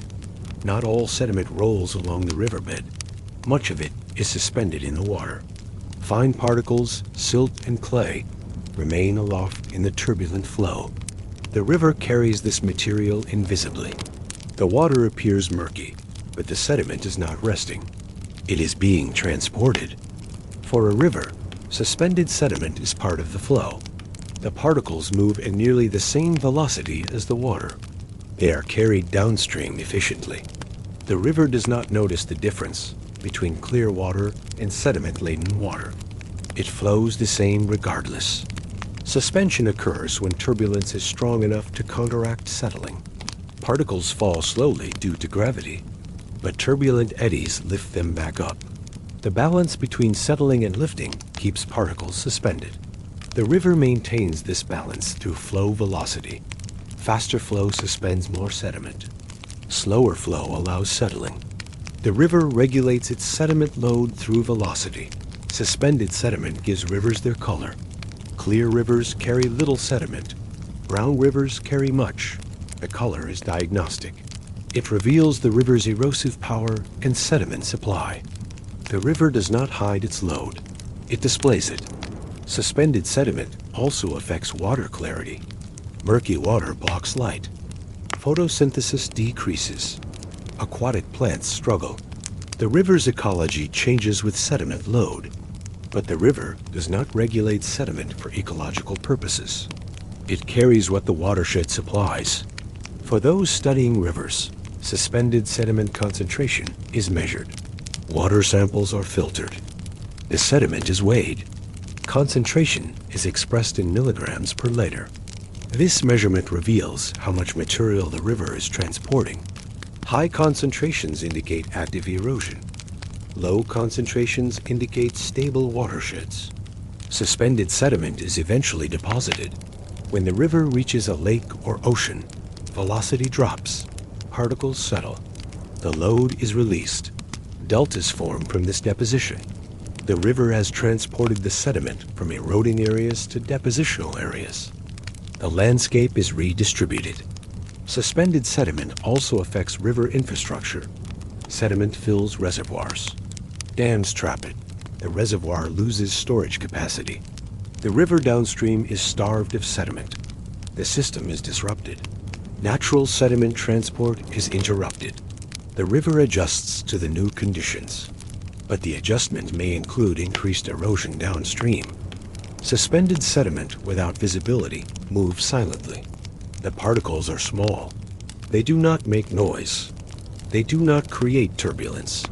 They simply flow with the water. The river transports them effortlessly, and when conditions allow, the sediment settles. The river's invisible load becomes visible as deposited layers. The sediment is no longer suspended. It has reached its destination. Width and lateral boundaries. Rivers have width. The channel extends between two banks. This width varies along the river's length. Narrow sections alternate with wide sections. The river expands and contracts. For a river, width is determined by discharge and bank material. More water requires more width. Resistant banks limit expansion. The river adjusts its width to fit its flow. This adjustment is gradual. Erosion widens the channel. Deposition narrows it. The river is not fixed in width. It changes over time. Width also affects velocity. Wider channels spread flow. Velocity decreases. Narrower channels concentrate flow. Velocity increases. The river regulates itself through width variation. Where flow needs to slow, the channel widens. Where flow needs to speed up, the channel narrows. The system self-corrects. Width influences habitat as well. Wide, shallow channels warm quickly. Narrow, deep channels stay cool. Different organisms prefer different widths. The river supports diverse life by varying in width.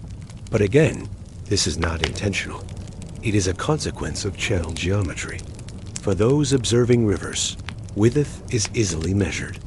It is the distance between banks at water level. But width changes with discharge. High flows widen the active channel. Low flows narrow it. The river's width is dynamic. Banks define width. They are the lateral boundaries. Where banks are cohesive, width is stable. Where banks are erodible, width changes. The river tests its banks constantly. If they resist, width remains. If they fail, width increases. The channel seeks equilibrium. Width also affects sediment storage. Wide channels have extensive floodplains. Sediment deposits laterally. Narrow channels confine flow. Sediment moves downstream more readily. The river's width determines how much sediment it stores versus transports. Width without rigidity allows the river to adapt. The channel is not locked into a fixed dimension. It adjusts to flow conditions. This flexibility prevents the river from overwhelming its banks during floods. The system has room to expand, and so rivers have width that varies. Narrow where banks are strong, wide where banks are weak. The river fills the space available. It does not force itself into uniformity. Width is part of the river's identity, and it changes as the river changes. Discharge and volume flow. Discharge is the volume of water passing a point per unit time. It is measured in cubic meters per second. Discharge quantifies the river's flow. It reveals how much water the river carries. For a river, discharge varies constantly. Rainfall increases it. Evaporation decreases it. Snowmelt surges it. Drought reduces it. The river's discharge reflects its watershed's hydrology. Discharge is calculated from velocity and cross-sectional area. Faster, deeper flow means higher discharge. Slower, shallower flow means lower discharge. The relationship is direct. The river's discharge determines its power. High discharge erodes. Low discharge deposits. Discharge drives the river's behavior. Discharge also varies along the river's length. Tributaries add discharge. Losses to groundwater subtracted.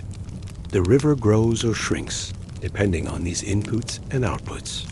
At the mouth, discharge represents the entire watershed's contribution. The cumulative flow exits the system. For those managing water resources, discharge is critical. It determines how much water is available. Irrigation, drinking water, hydropower all depend on discharge. The river's discharge must be sufficient to meet these needs. If discharge drops too low, conflicts arise. Discharge also indicates flood risk. High discharge can overflow banks. Floodplains are inundated. Infrastructure is threatened.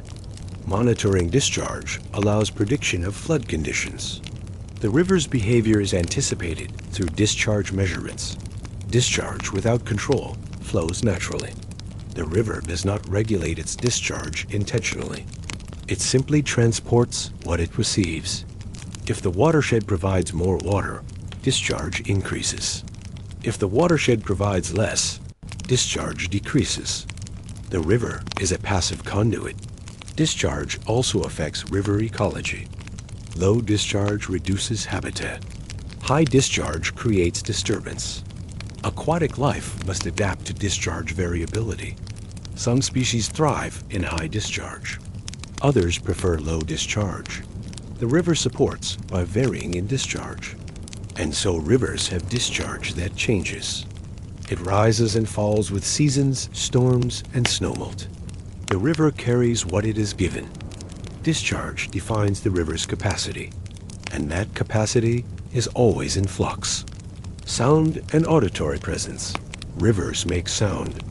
Water flowing over rocks creates noise.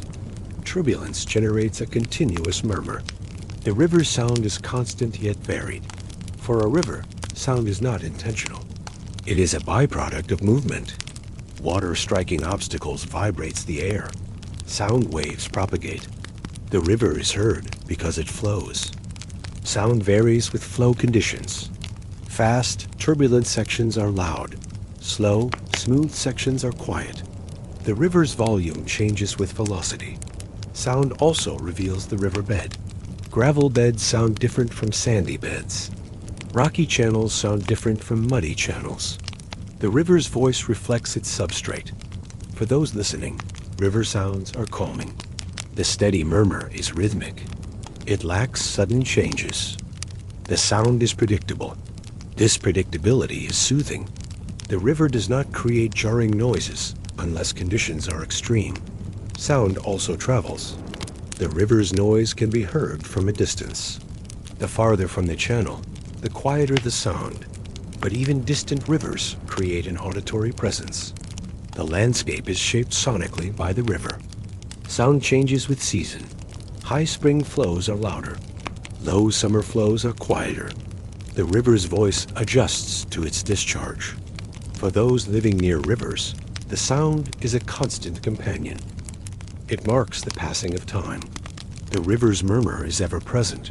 It becomes part of the auditory environment. And so rivers sound. They murmur, rush, and babble. Their noise is the sound of flow. And that sound persists as long as the river flows. Human interaction and altered systems. Rivers have been altered by humans.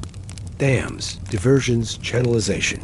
These modifications change how rivers function. The natural system is interrupted. Flow is regulated. Sediment is trapped. Floodplains are isolated. The river adapts to these changes, but it is no longer natural. For a river, dams are barriers. Flow is stopped. Water accumulates behind the dam. The river becomes a reservoir. Downstream, flow is regulated. Releases are controlled. The river's natural variability is suppressed. Flood peaks are reduced. Low flows are augmented. The system is stabilized artificially. Sediment is trapped behind dams. The reservoir fills with sediment over time. Downstream, the river is starved of sediment. It erodes its bed and banks to compensate. The channel incises. The river cuts deeper. The system is out of balance. Diversions remove water from the river. Flow is reduced. The river shrinks. In extreme cases, rivers dry up entirely. The channel becomes intermittent. The system is degraded. Channelization straightens and confines rivers. Meanders are removed. Floodplains are cut off. The river is forced into an artificial path. Flow accelerates. Erosion increases. The natural rhythm is lost. For those studying rivers, human alterations are significant. They change the river's hydrology, geomorphology, and ecology. The system is no longer representative of natural processes. Management is required to maintain even degraded function. Human interaction also creates opportunities. Dams generate power. Diversions supply water. Channels protect property. The benefits are real, but so are the costs. The river's natural function is compromised. Restoration efforts aim to return rivers to more natural states. Dams are removed. Floodplains are reconnected. Channels are allowed to meander. The river is given space to function. These efforts succeed to varying degrees. Some rivers recover quickly. Others remain altered. The legacy of human impact persists. Rivers without interference function naturally. They flood, they meander, they transport sediment, they support diverse life. But few rivers remain unaffected. Human influence is pervasive. The river adapts as best it can, but the system is changed. And so rivers flow in a human-altered world. They are dammed, diverted, and channelized. They persist, they adapt, but they are not the same as they were. The river's natural function is constrained, and the consequences ripple through the system. Persistence and geological time rivers are ancient. They have flowed for millions of years. They have carved continents. They have shaped landscapes. The river's history extends far beyond human memory. For a river, time is vast. The river does not measure it. It simply persists. Flow continues generation after generation. The channel evolves. The system endures. Over geological time, rivers create immense change. Mountains are worn down. Valleys are carved. Deltas extend into oceans. The river's work is slow but profound. The landscape bears the river's signature. Its persistence is not effort. The river does not try to last. It simply flows. And in flowing, it continues. There is no endpoint unless the climate changes so drastically that flow ceases. Until then, the river remains. Rivers also respond to geological processes. Tectonic uplift raises mountains. The river adjusts. It cuts deeper. It steepens. The system responds to the changing land. Climate shifts alter precipitation. The river's discharge changes. It adapts to wetter or drier conditions. The system is flexible across geological time. For those studying Earth's history, rivers are key. Sedimentary rocks record ancient river deposits.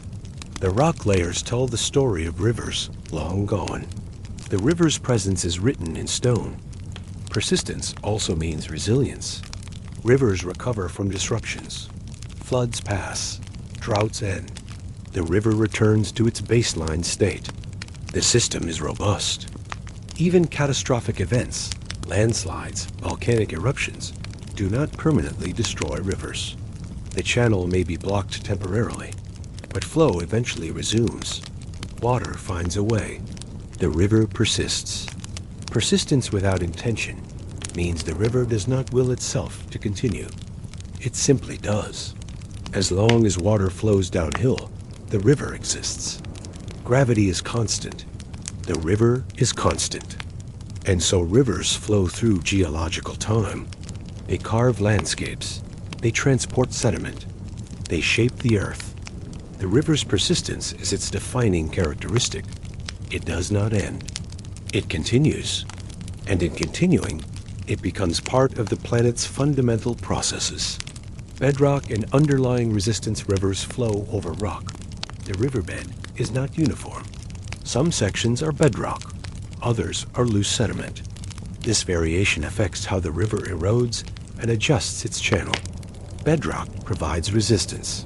Sediment provides flexibility. The river responds to both.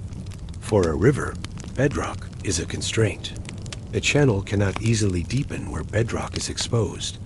Erosion is slow. Water flows over the rock surface.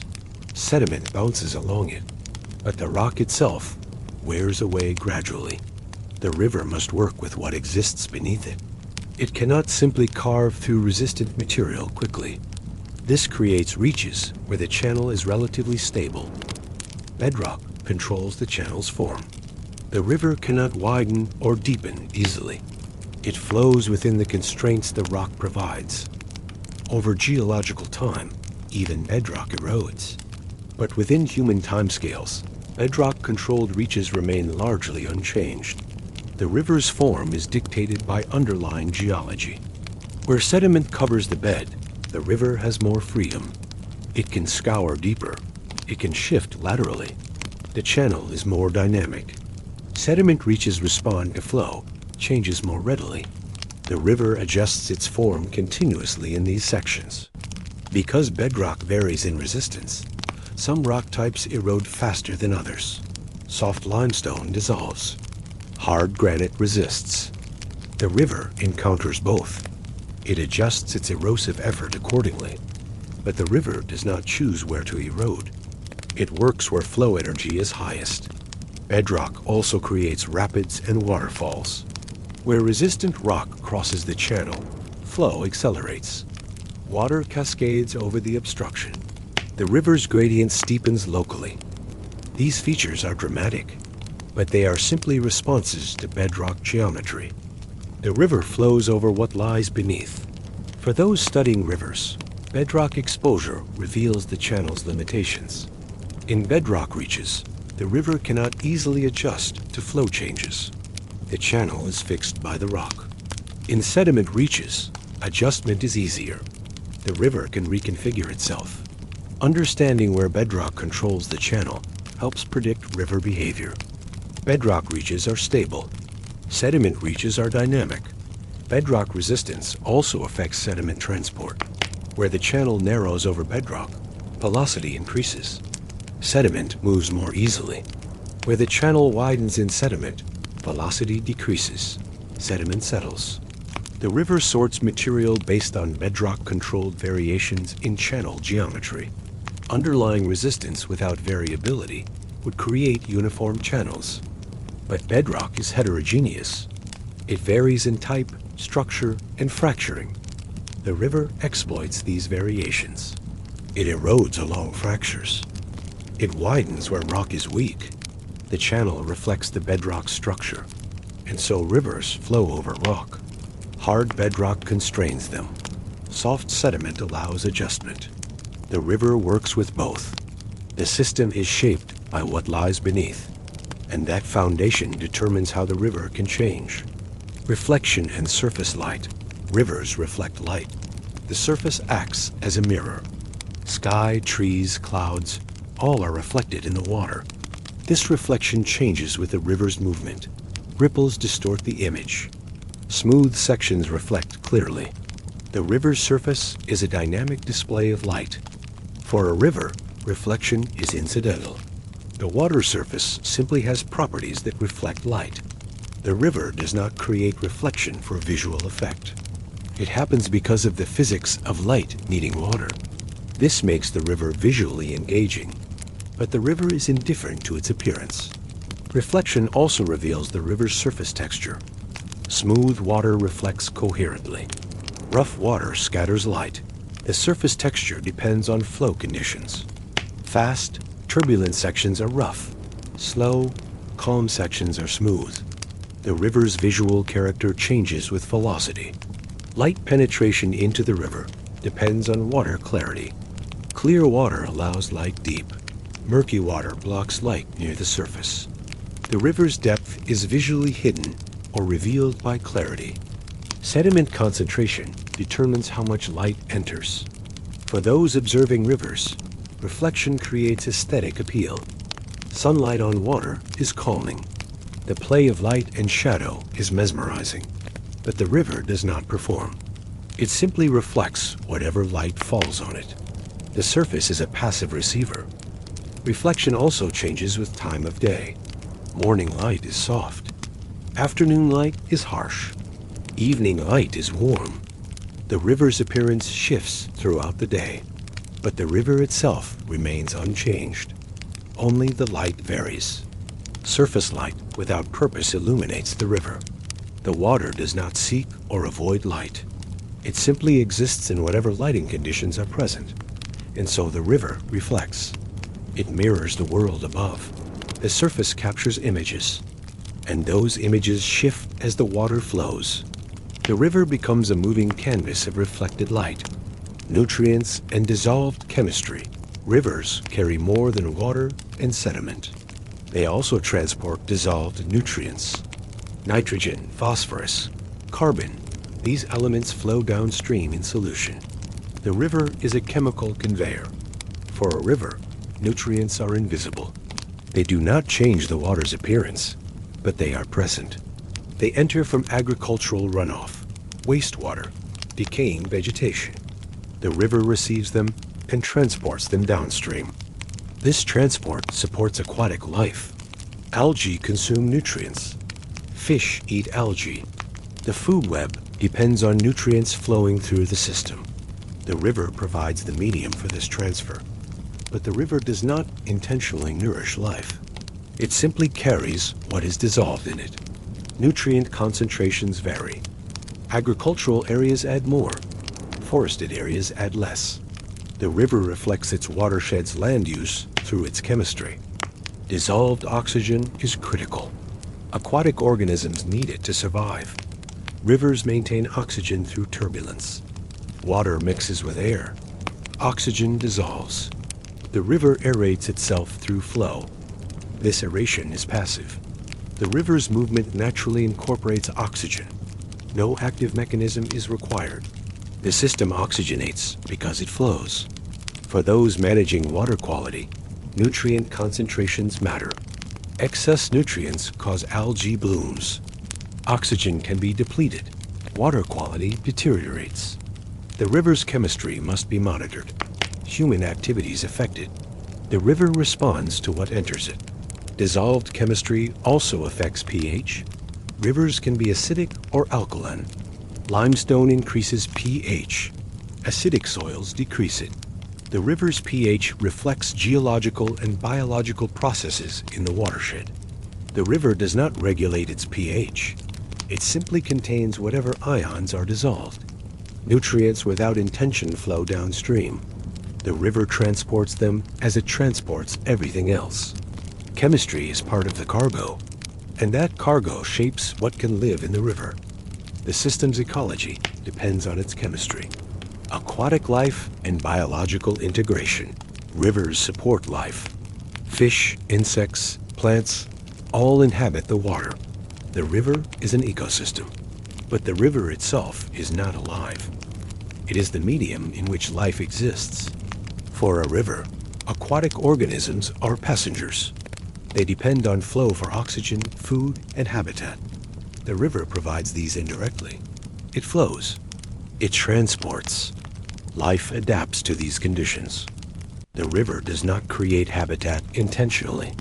Habitat emerges from flow patterns. Deep pools form. Riffles oxygenate. Vegetation anchors to the bed. Life utilizes these features. The river's physical structure supports biology. Fish migrate within rivers. They swim upstream to spawn. They drift downstream as juveniles. The river is a corridor. It connects habitats. Fish move through it. The river allows this movement by flowing. Insects have aquatic larval stages. They live in the river until adulthood, and they emerge and fly away. The river is temporary habitat, but it is essential. The insects depend on flow for oxygen and food. The river provides both. For those studying ecology, rivers are critical. They support biodiversity. They connect landscapes. They provide resources. The river's ecological role is immense. But the river is not aware of this. It simply flows. Life adapts to it. Aquatic plants root in the riverbed. They slow flow. They trap sediment. They alter the river's physical environment. The river accommodates them. It flows around vegetation. The system integrates life and flow. Biological integration without design occurs naturally. The river flows. Life colonizes. The two coexist. The system is both physical and biological, and both aspects shape each other. Braiding and multiple channels. Some rivers split into multiple channels. This is called braiding. The river divides and recombines repeatedly. The channels weave across a wide riverbed. Braiding occurs where sediment supply is high and banks are weak. The river cannot maintain a single channel. It fragments. For a river, braiding is a response to excess sediment. The river has more material than a single channel can transport. Flow splits around bars. Multiple channels form. Each channel carries part of the discharge. Together, they transport the total sediment load. This division is efficient. Braided channels are unstable. They shift constantly. Bars erode and reform. Channels migrate. The river's form changes rapidly, but the overall braided pattern persists. The system remains fragmented even as individual channels move. Braiding also indicates high energy. The river has steep slopes. Flow is fast. Sediment moves actively. The system is dynamic. Braided rivers are common in glacial environments. Glaciers produce abundant sediment. Rivers downstream cannot transport it all in a single channel. Braiding results. For those observing braided rivers, the landscape is complex. Multiple channels flow across wide, unvegetated beds. The river appears chaotic, but the system is simply responding to sediment excess. The river divides because it must. Braiding without intention occurs where conditions favor it. The river does not choose to braid. It fragments because flow and sediment dynamics force it. The system adapts. And so some rivers flow in many channels. They braid across wide valleys. The water is divided, but the river is still one system. The channels are connected, and together they transport water and sediment downstream. Oxbow lakes and channel abandonment. Rivers sometimes abandon their channels. Meanders become so extreme that the river cuts through the narrow neck. A new, straighter path forms. The old meander is isolated. it becomes an oxbow lake. For a river, abandonment is efficiency. The river finds a shorter route. Flow follows the new path. The old channel receives no flow. It becomes stagnant. Water remains in the loop, but it is no longer part of the river. The system has simplified itself. Oxbow lakes eventually fill with sediment. Vegetation colonizes them. They become wetlands. Eventually, they disappear. The river has created and destroyed a water body through channel change. Over time, floodplains accumulate many abandoned channels. The landscape records the river's past positions. Each oxbow marks a former path. The river's history is written in the land. For those studying rivers, oxbow lakes are evidence of channel migration. The river was once there. Now it is elsewhere. The system moves across the floodplain over centuries. Channel abandonment without loss allows the river to adjust. The system is not locked into a fixed path. It can abandon inefficient routes. It can create new ones. The river remains flexible. And so rivers create oxbow lakes. Meanders are cut off. Channels are abandoned. The river moves on. The old path becomes a still lake. And the system continues flowing in its new configuration. Gradient and slope distribution. Rivers flow downhill. The slope of the channel is the gradient. Steep gradients mean fast flow. Gentle gradients mean slow flow. The river's gradient varies along its length. For a river, gradient is inherited from the landscape. Mountains are steep. Plains are flat. The river flows over whatever slopes exist. It does not choose its gradient. It responds to it. Upstream sections typically have steeper gradients. The river descends rapidly from mountains. Flow is fast. Erosion is active. Downstream sections have gentler gradients. The river approaches sea level. Flow slows. Deposition increases. The river's character changes with gradient. This distribution is logical. Elevation decreases toward the ocean. Gradient must decrease too. The river follows this natural progression. For those measuring rivers, gradient is expressed as drop per distance, meters per kilometer, feet per mile. The steeper the gradient, the higher the number. Gradient determines energy. Steep rivers have energy to erode and transport. Flat rivers have less energy. They deposit more. Gradient without uniformity creates diverse river systems. Some reaches are steep, others are flat. The river includes both. This variation supports different functions. Steep reaches transport sediment. Flat reaches store it. The system balances erosion and deposition through gradient distribution, and so rivers have varying slopes. Steep in the mountains, gentle in the lowlands. The gradient shapes the river, and the river flows according to the slope it inherits. Pools and riffles. Rivers alternate between deep pools and shallow riffles. Pools are calm. Riffles are turbulent. This pattern repeats along the channel. The spacing is regular. For a river, pools and riffles are self-organized. The channel develops this pattern naturally. Sediment deposits in some locations. Scour occurs in others. The variation creates the pool-riffle sequence. Pools provide refuge. Fish rest there. Flow is slow. The water is deep. Riffles aerate water. Flow is fast. Oxygen is added. The water is shallow. Together, pools and riffles support diverse habitats. But the river does not create them for biological benefit. They emerge from flow and sediment dynamics. The system organizes itself physically. Biology benefits secondarily. Pool spacing relates to channel width.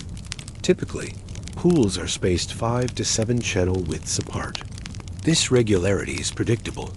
The river creates a rhythmic pattern. For those observing rivers, pools and riffles are visible. The water surface is smooth over pools. It is broken over riffles. The pattern is clear. Pools and riffles also indicate a healthy river. If the pattern is absent, the channel may be degraded. The river has lost its natural structure. Restoration aims to recreate pool-riffle sequences. The river's function improves when this pattern is present. Pools and riffles without design occur naturally. The river does not plan their placement. They form where flow and sediment create them.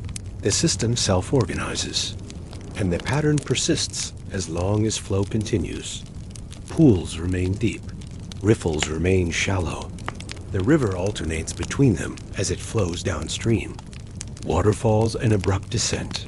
Rivers sometimes fall vertically. Waterfalls occur where resistant rock creates a ledge. Water cascades over the edge. The descent is abrupt. For a river, waterfalls are obstacles. Flow accelerates. Energy concentrates. The plunge pool at the base is eroded deeply. The river expends energy quickly at waterfalls. Waterfalls also migrate upstream. The falling water erodes the rock below the ledge. The overhang is undercut. Eventually, it collapses.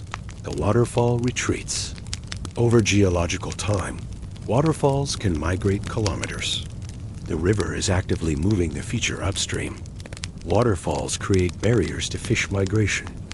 Organisms cannot swim up the vertical drop. The river is fragmented. Upstream and downstream populations are isolated. The waterfall divides the system. For those observing waterfalls, they are dramatic.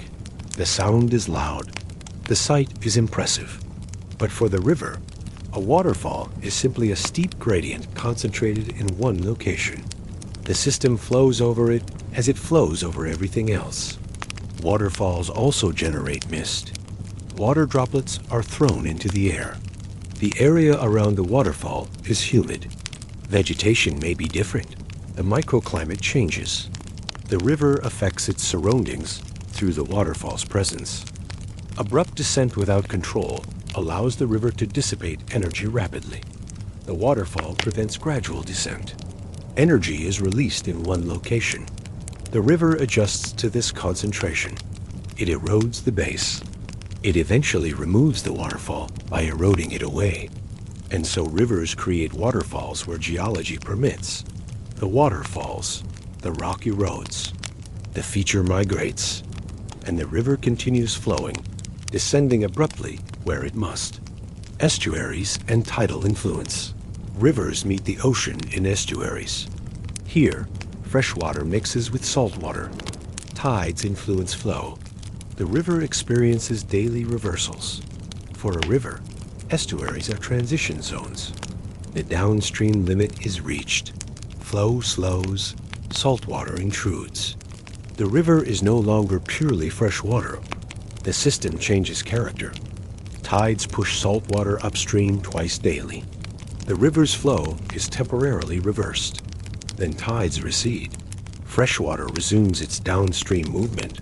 The river experiences bidirectional flow. This creates a complex mixing zone. Salinity varies with location and time. The estuary is neither fully river nor fully ocean. It is both. The river contributes freshwater. The ocean contributes saltwater. The two mix in the estuary. This mixing supports unique ecosystems. Estuarine organisms tolerate variable salinity. They thrive where neither freshwater nor marine species can. The river's terminus is biologically rich, but the river does not create this richness intentionally.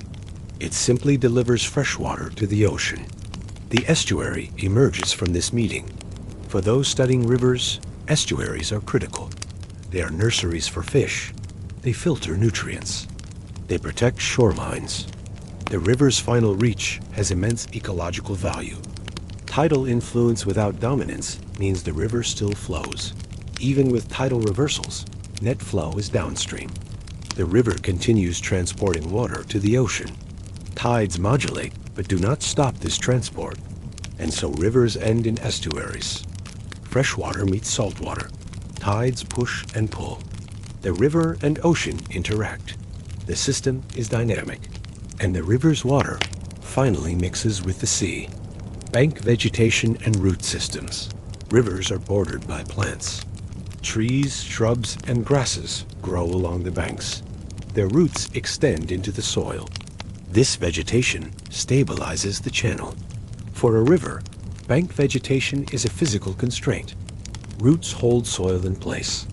Erosion is slowed. The channel widens less easily where vegetation is dense. The river adjusts its erosive power to the resistance plants provide. This creates a feedback loop. Vegetation prevents erosion. The bank remains stable. More vegetation establishes. The system reinforces itself. Where vegetation is removed, erosion accelerates. Banks collapse. The channel widens rapidly. The river responds to the absence of root networks. It erodes more freely. Vegetation also affects flow. Branches and leaves extend over the water. They create drag. Flow slows near banks. Velocity concentrates in the center. The river's flow distribution changes with vegetation density. For those managing rivers, vegetation is a tool. Planting trees stabilizes banks. Removing them increases erosion. The river's form can be influenced through vegetation management. But the river itself does not depend on human planting. It works with whatever vegetation grows naturally. Bank vegetation also provides habitat. Birds nest in trees. Insects live in leaf litter.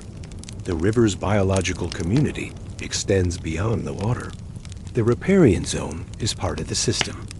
Root systems without uniformity create variable bank stability. Some sections are well vegetated. Others are bare. The river erodes differentially. The channel's form reflects vegetation patterns. And so rivers are shaped by the plants that border them. Roots hold banks. Vegetation slows flow. The river and its banks interact. The system is integrated. Stream order and network hierarchy. Rivers are part of hierarchies. Small streams are first order. When two first-order streams join, they become second order. The hierarchy continues. The main river is the highest order. This classification organizes river networks. For a river, stream order is a descriptor. It does not change the river's function, but it reveals the river's position in the network. First-order streams are headwaters. They are small. They respond quickly to rain. Higher-order rivers are larger. They respond more slowly. The system's behavior scales with order.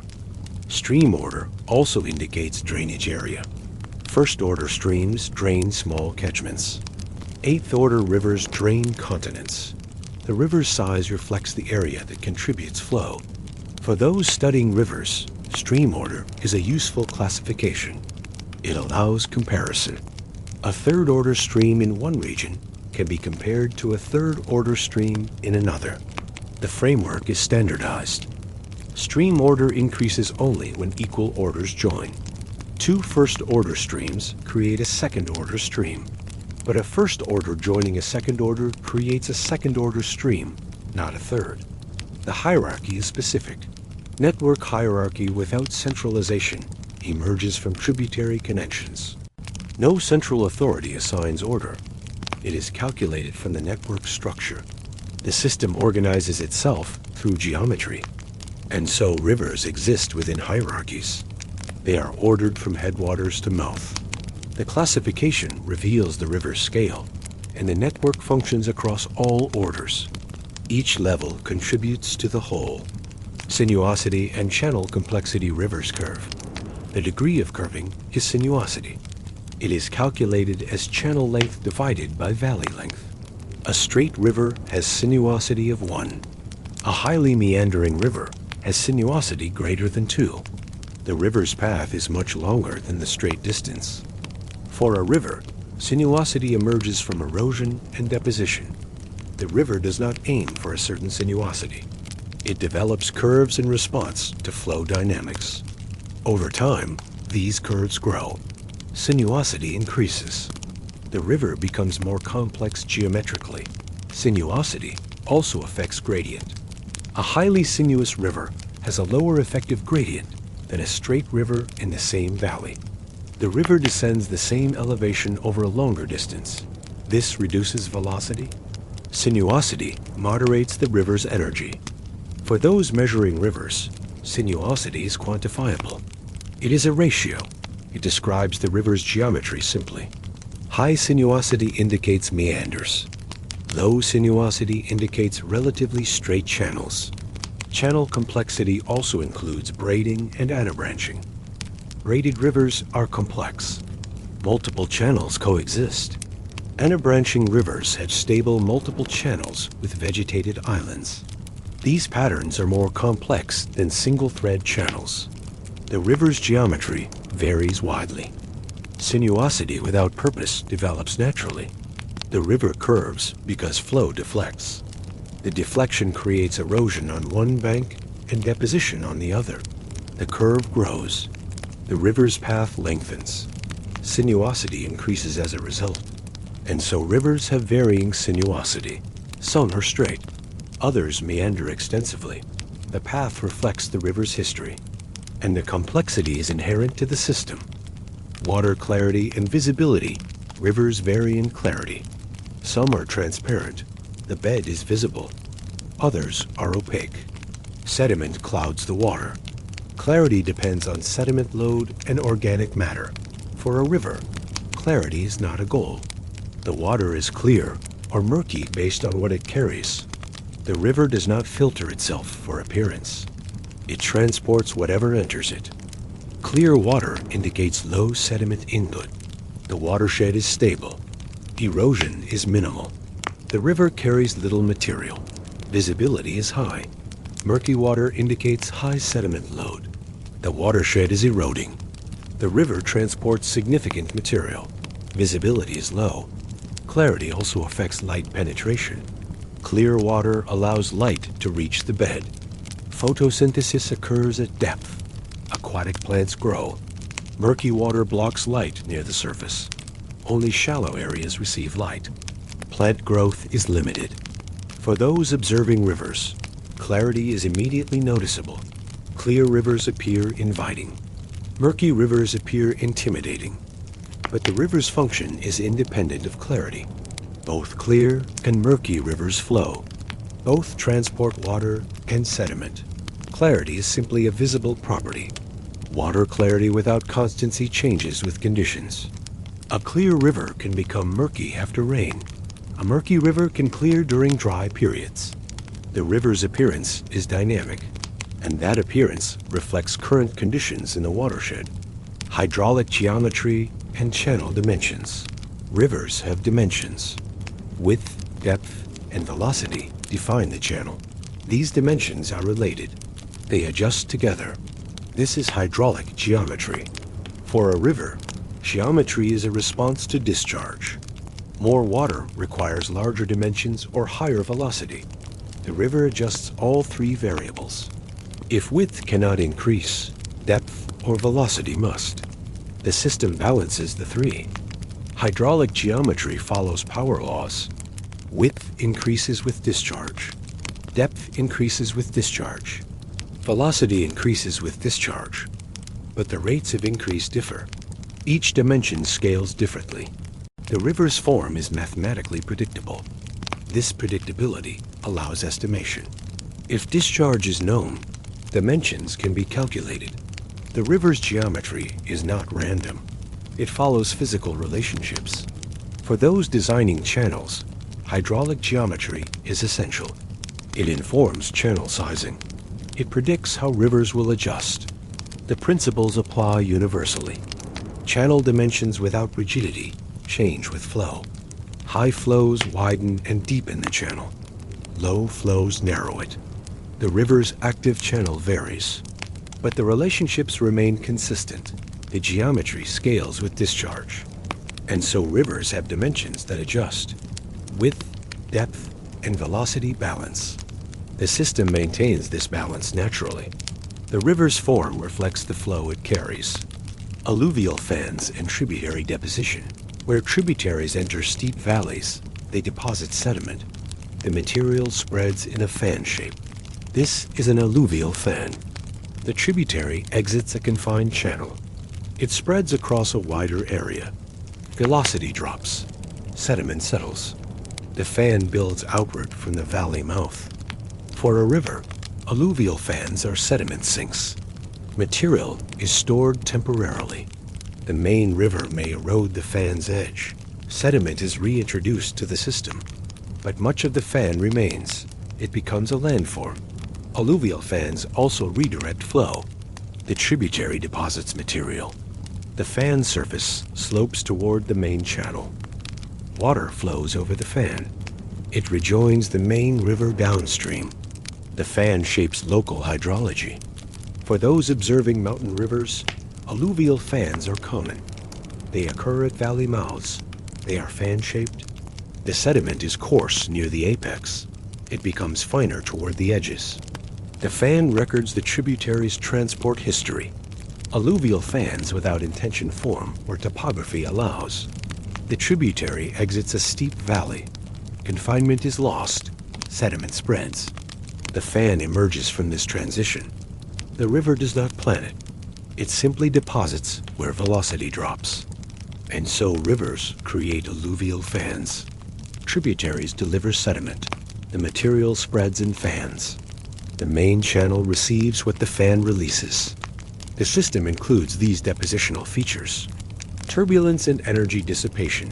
Rivers are turbulent. Flow is chaotic. Eddies form and dissipate. This turbulence mixes water.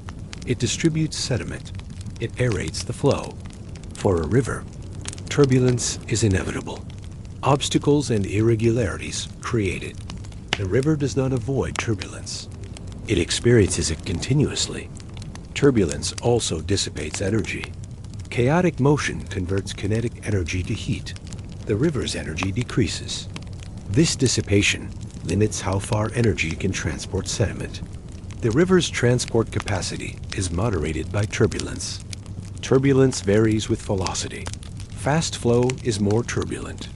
Slow flow is less. The river's turbulence intensity scales with flow conditions. For those studying rivers, turbulence is complex. It is mathematically chaotic. It is difficult to predict in detail, but its effects are understood. Turbulence mixes. It transports. It dissipates energy. Turbulence without control occurs naturally. The river does not regulate it. It emerges from flow, interacting with the channel. The system is inherently turbulent, and that turbulence shapes how the river functions. Mixing occurs. Energy dissipates. The river's behavior reflects its turbulent nature. Spring floods and seasonal peaks.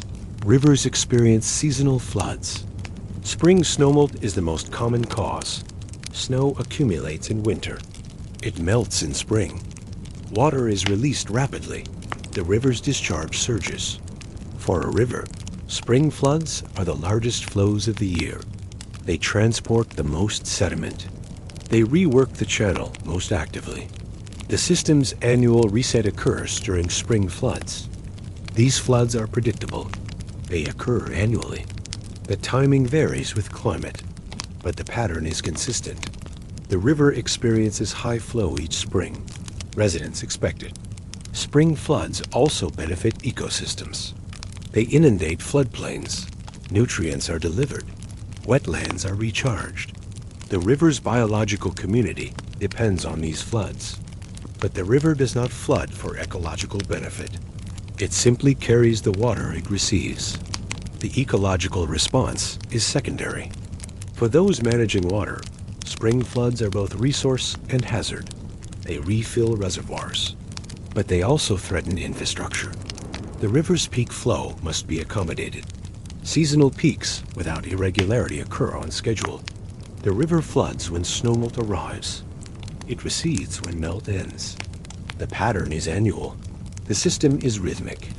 And each year, the river experiences its seasonal high flow. Riffles and turbulent mixing. Riffles are shallow, fast sections. Water flows over cobbles. The surface is broken. Turbulence is high. Riffles aerate the river. For a river, riffles are energy dissipators. Flow is slowed by friction. Velocity decreases. Energy is lost to turbulence. The river's energy is managed through riffles. Riffles also mix water vertically. Turbulence brings deep water to the surface. Oxygen is exchanged. The river is aerated. Riffles are essential for maintaining dissolved oxygen. Without them, the river could become oxygen depleted. Riffles also create habitat. Insects cling to cobbles. Fish feed in riffles. The turbulent, oxygenated water supports diverse life. But the river does not create riffles for habitat. They form where bed material and slope create them. For those restoring rivers, adding riffles is a technique. Cobbles are placed. Flow is directed over them. The river develops riffle characteristics. The system's function improves. Turbulent mixing without intention occurs where riffles exist. The river flows over rough substrate. Turbulence results. Oxygen is added. The water is mixed. The system benefits from this passive aeration. Bedload transport and rolling stones. Not all sediment is suspended. Some moves along the bed. This is bedload. Cobbles and boulders roll, slide, and bounce downstream. The river pushes them during high flows. For a river, bedload moves episodically. Low flows cannot move it. High flows push it forward. The river transports bedload only when velocity is sufficient. This means bedload moves during floods. The rest of the time, it remains stationary.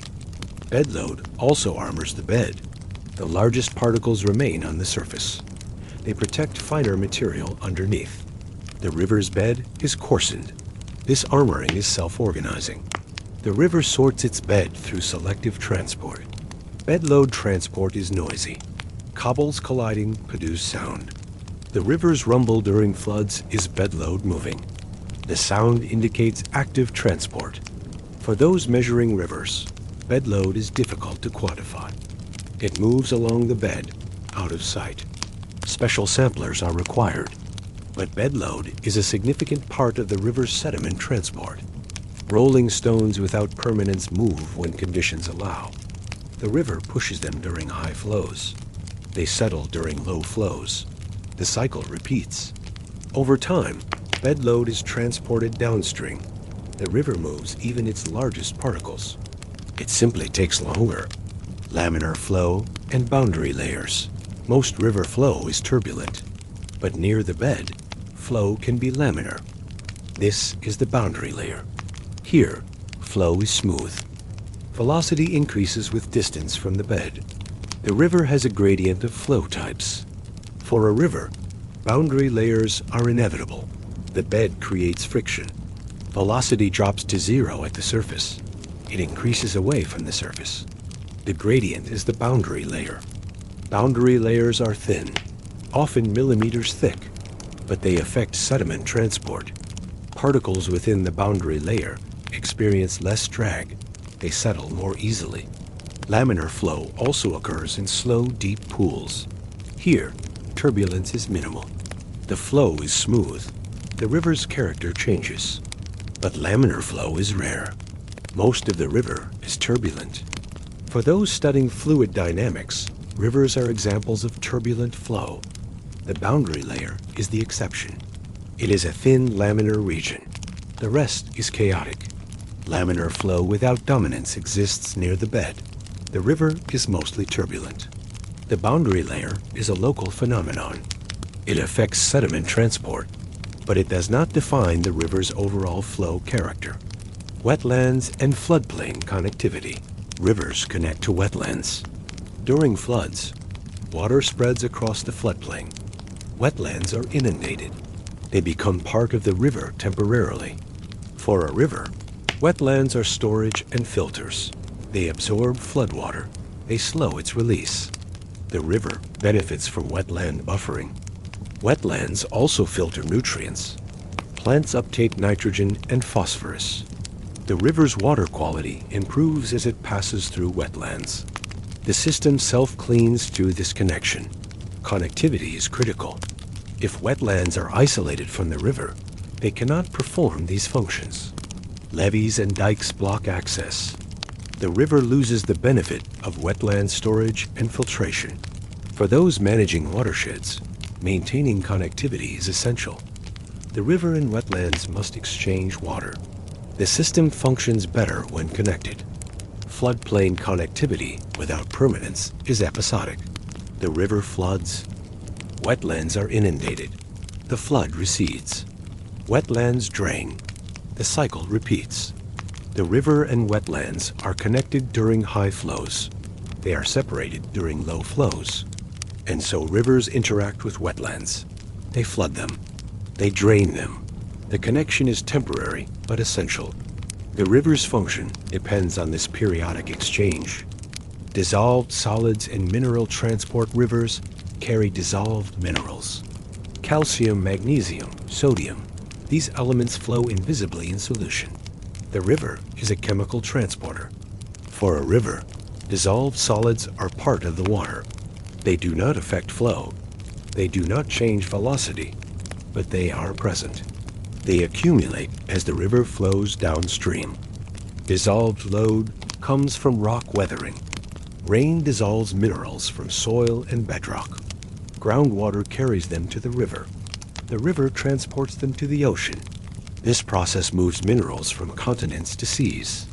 The river is the conveyor. Dissolved solids also affect water hardness. Calcium and magnesium create hard water. Sodium creates soft water. The river's chemistry depends on its geology. Limestone regions produce hard water rivers. Granite regions produce soft water rivers. For those measuring water quality, dissolved solids are quantified. Total dissolved solids are measured in milligrams per liter.